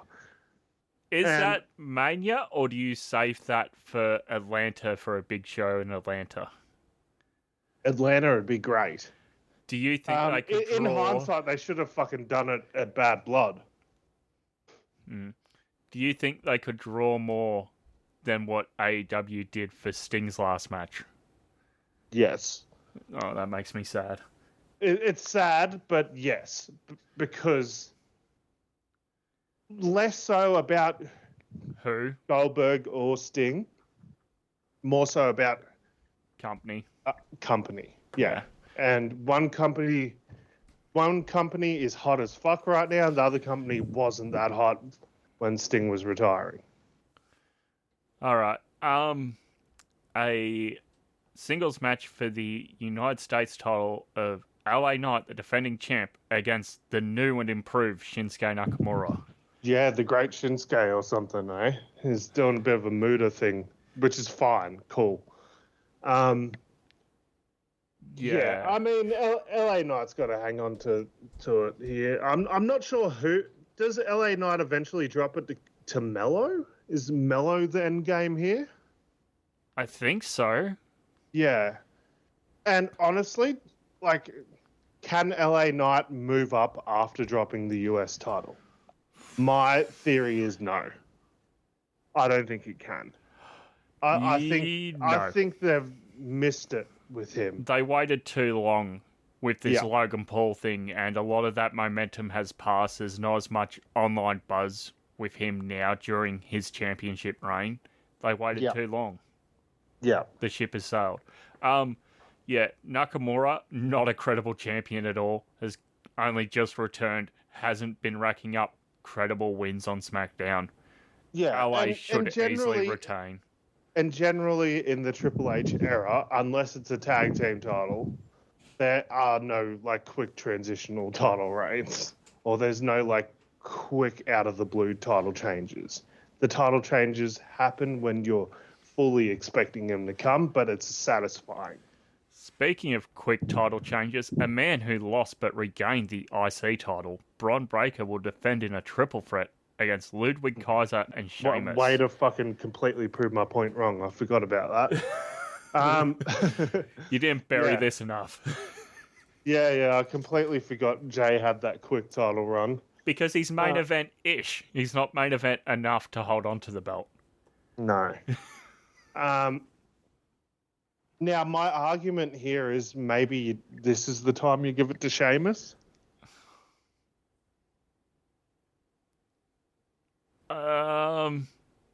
No. He needs his Grand Slam, man. Well, there's no big event coming up in Ireland, so I'd say wait for Mania. Maybe. But also, like... He's getting old. A big part of me is like, yeah, time's running out on Sheamus. And also a big part of me is like, let's get Bron Breakker out of the mid-card. Let's start to move him up already. What? Because I think the money is, in the summer, Gunther and Bron.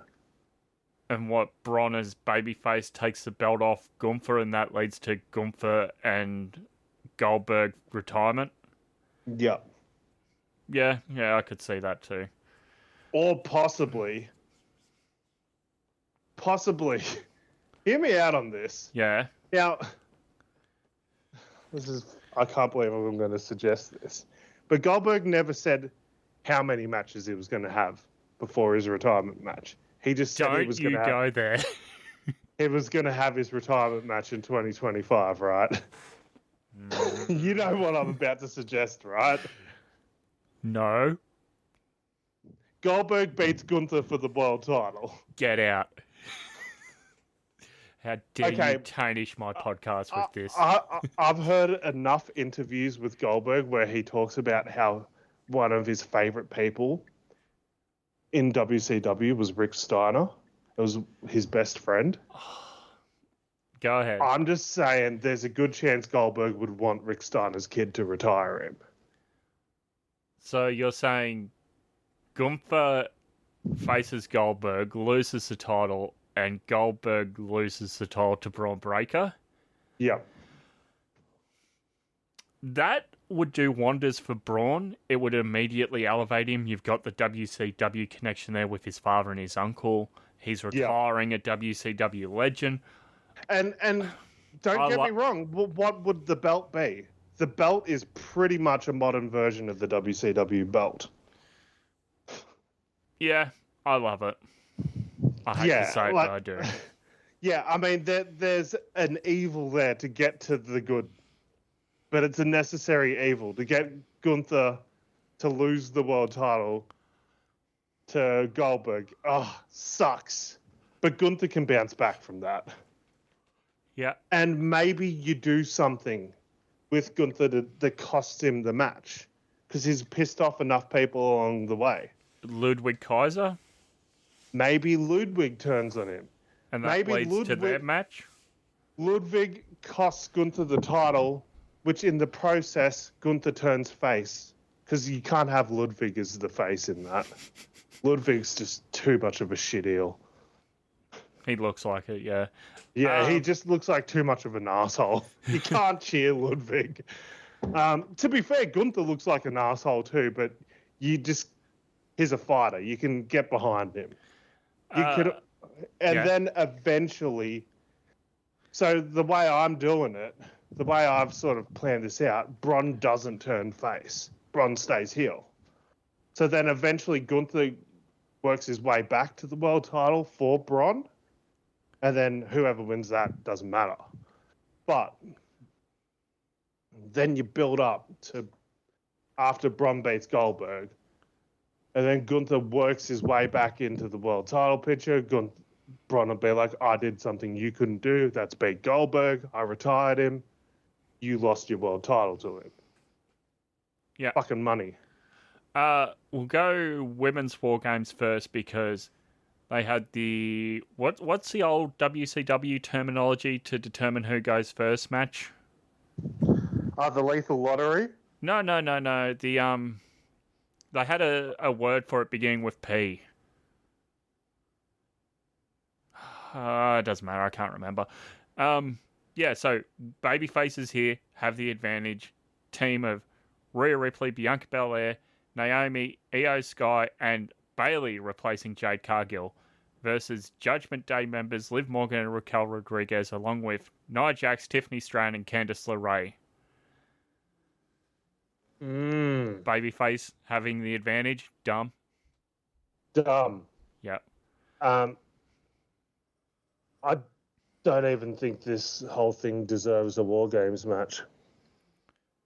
Nor do I really, but here we are. It is been 3 years. I miss the old Survivor Series. Teams of 5 strive to survive. Yeah.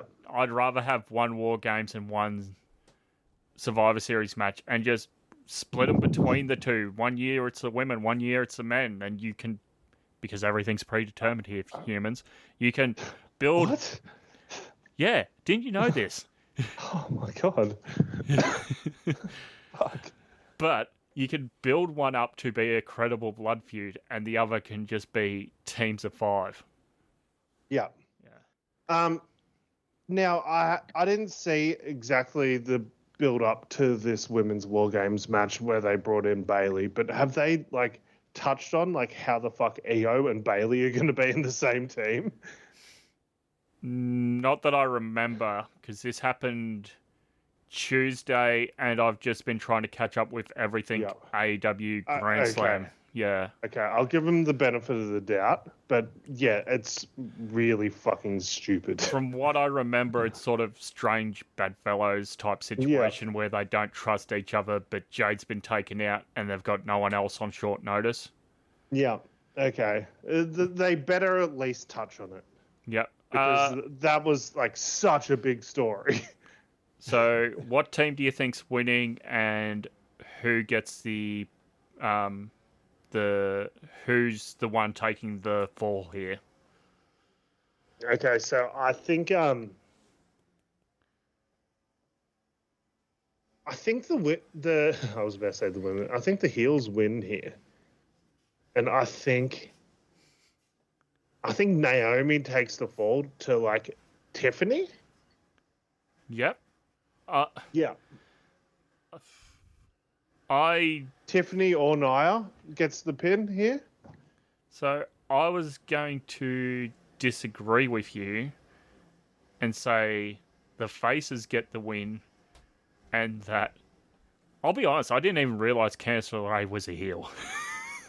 Yeah. Well, they did that thing on Raw months ago where she was getting like slightly more heelish, and then Indy was like, "Oh, why are you being so mean?" And then she went off to Speed, and Indy got released. Yep. Yeah. Oh, Candice is a good shout to be pinned. That's what I was just thinking. Somebody pins Candice. But that is doesn't probably a shout. I mean, Bayley can pin Candice, but it doesn't really set up anything coming out of it. No, so that's why I'm thinking like, does Bayley pins Rodriguez, and that sets up? Does Tiffany pin someone after Nia laid someone out? And it sets up, and it just keeps teasing this Tiffany-Nia thing. Yeah, I could see that. Also, because people have mentioned that both women's champions are in this match on the same side. Do we see a Tiffany cash in post-match or a tease? That'd be fucking great if she's got to at least tease it. Yep. But also, like, Tiffany's a heel. She's a forever heel. Like, honestly, she can't be face.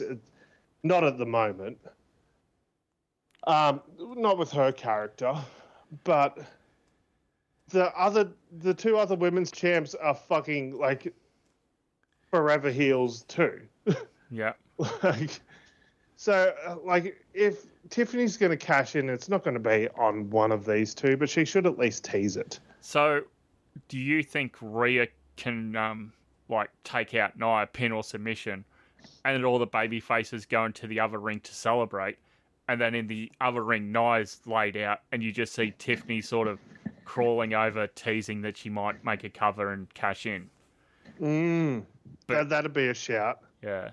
And then we'll go over to the men's match that sees Bloodline Classic taking of Solo Sikoa, Jacob Fatu, Tama Tonga, Tonga Loa, and big boy Bronson Reed. I fucking love the visual of these guys together. Yeah. Now whether I think they're all good is another question, but these five guys look so cool together. But Jacob Fatu's done my favourite promo all year. He's walking backstage. Yes. No, I'm just saying, I fucking love Tama. I love Jacob Fatu, and I love Bronson Reed. read into that. Yes, Reed into that group. I love Bronson Reed. I was thinking when this sort of first got announced, I'm like, why the fuck is Bronson with the Samoans? And then he just looks like he's part of it, so it looks good. Yeah, then the closing shot of last week's Raw, I'm tuned in, I've gone, holy shit, Bronson looks like an actual part of this stable. Yeah, he looks good as a part of it. And I'm glad,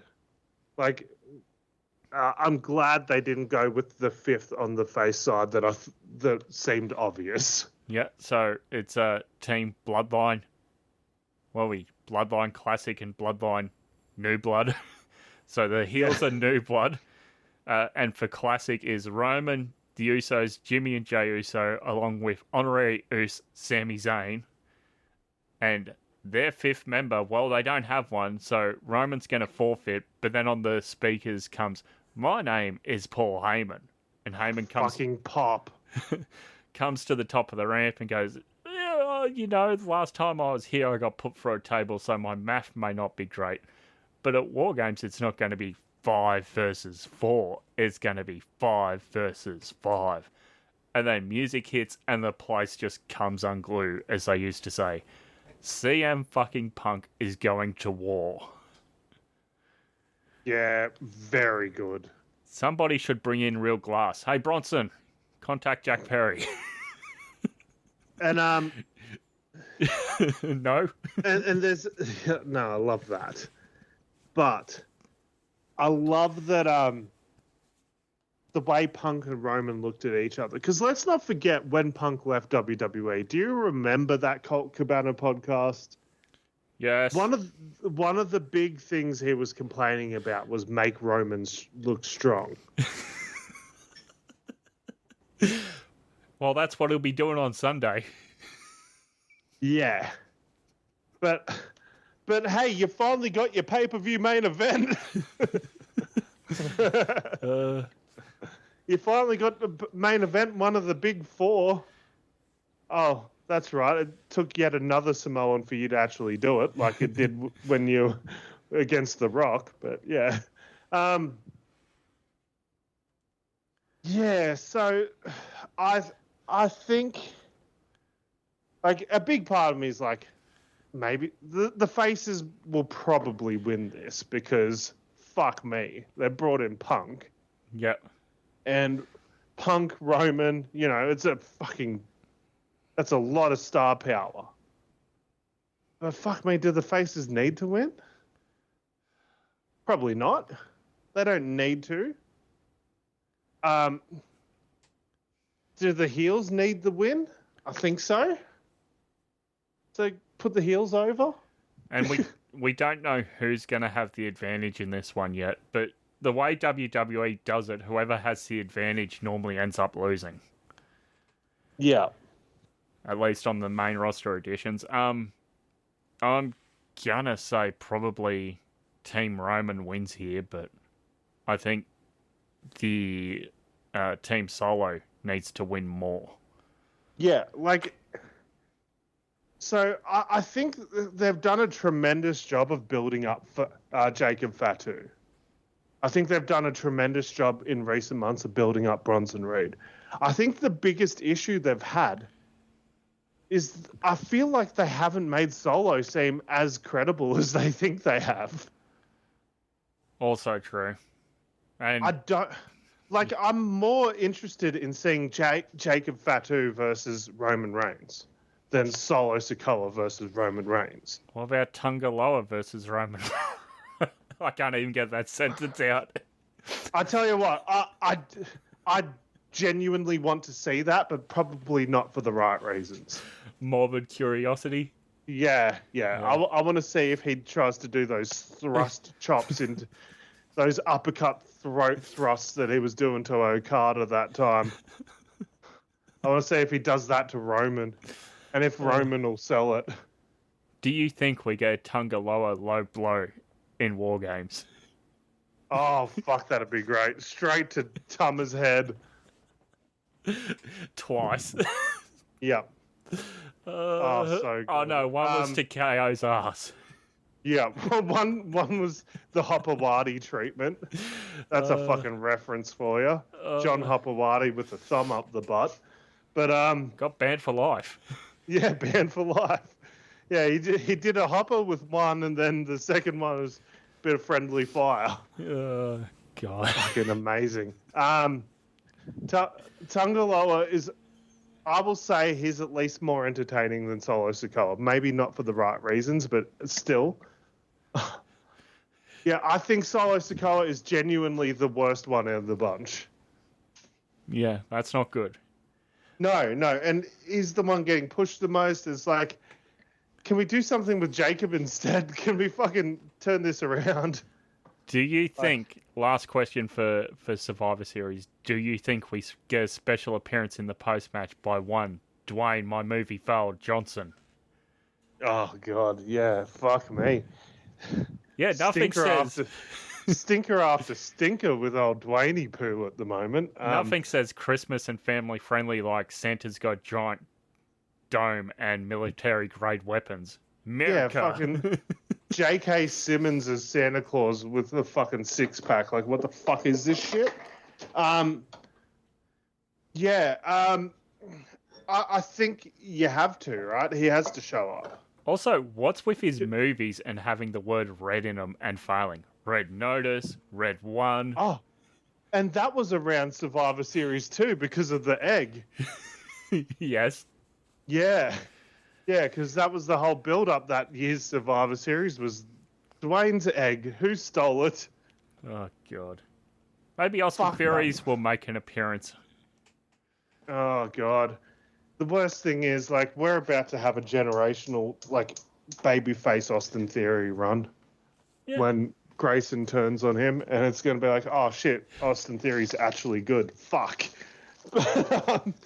Well. Yeah, so Dwayne's got to show up, right? You'd think so. It's about time. Like, he showed up at Bad Blood.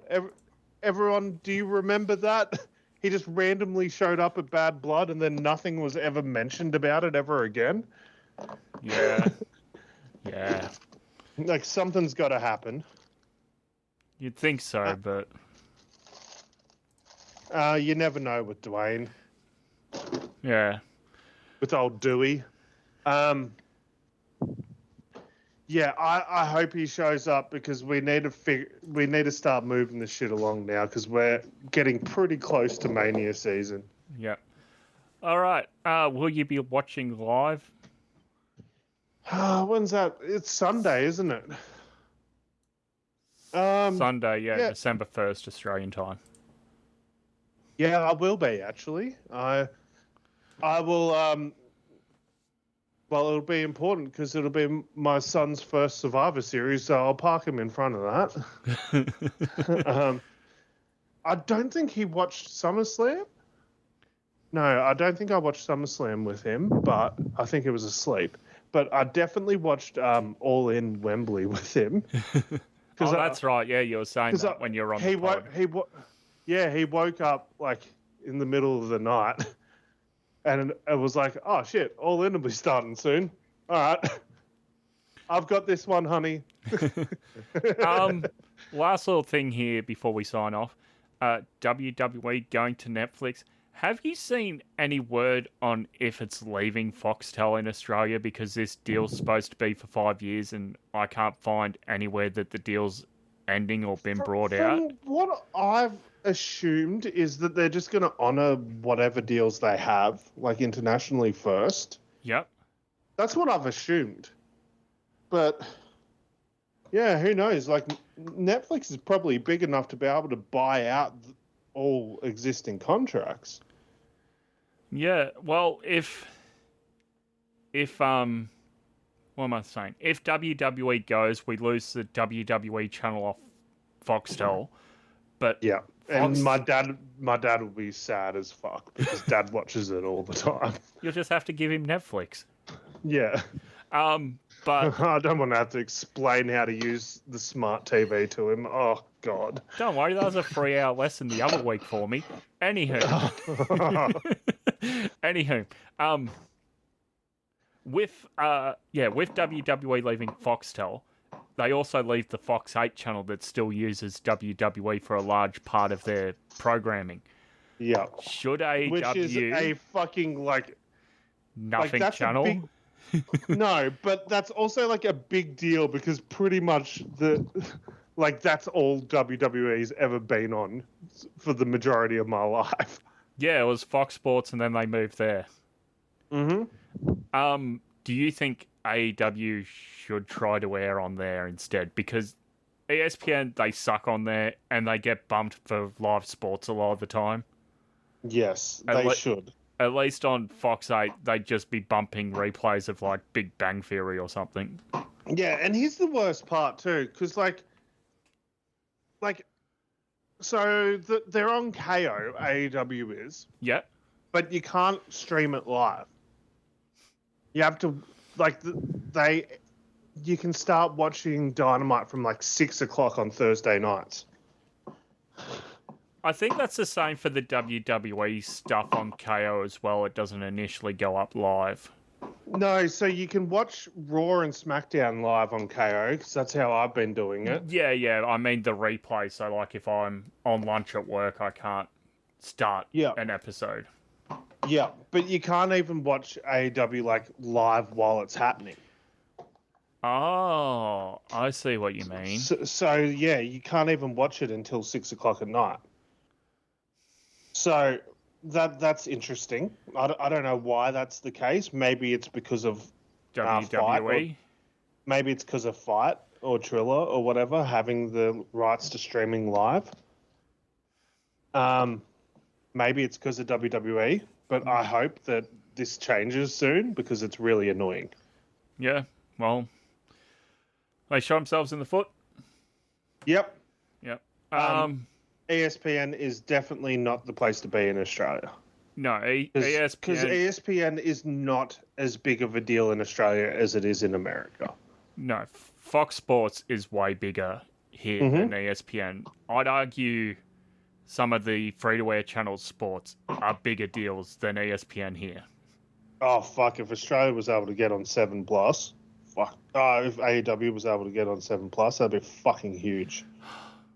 Yeah. Also, have you watched any Ring of Honor recently? Like, they've put the belt back on Jericho because of trying to get a TV deal.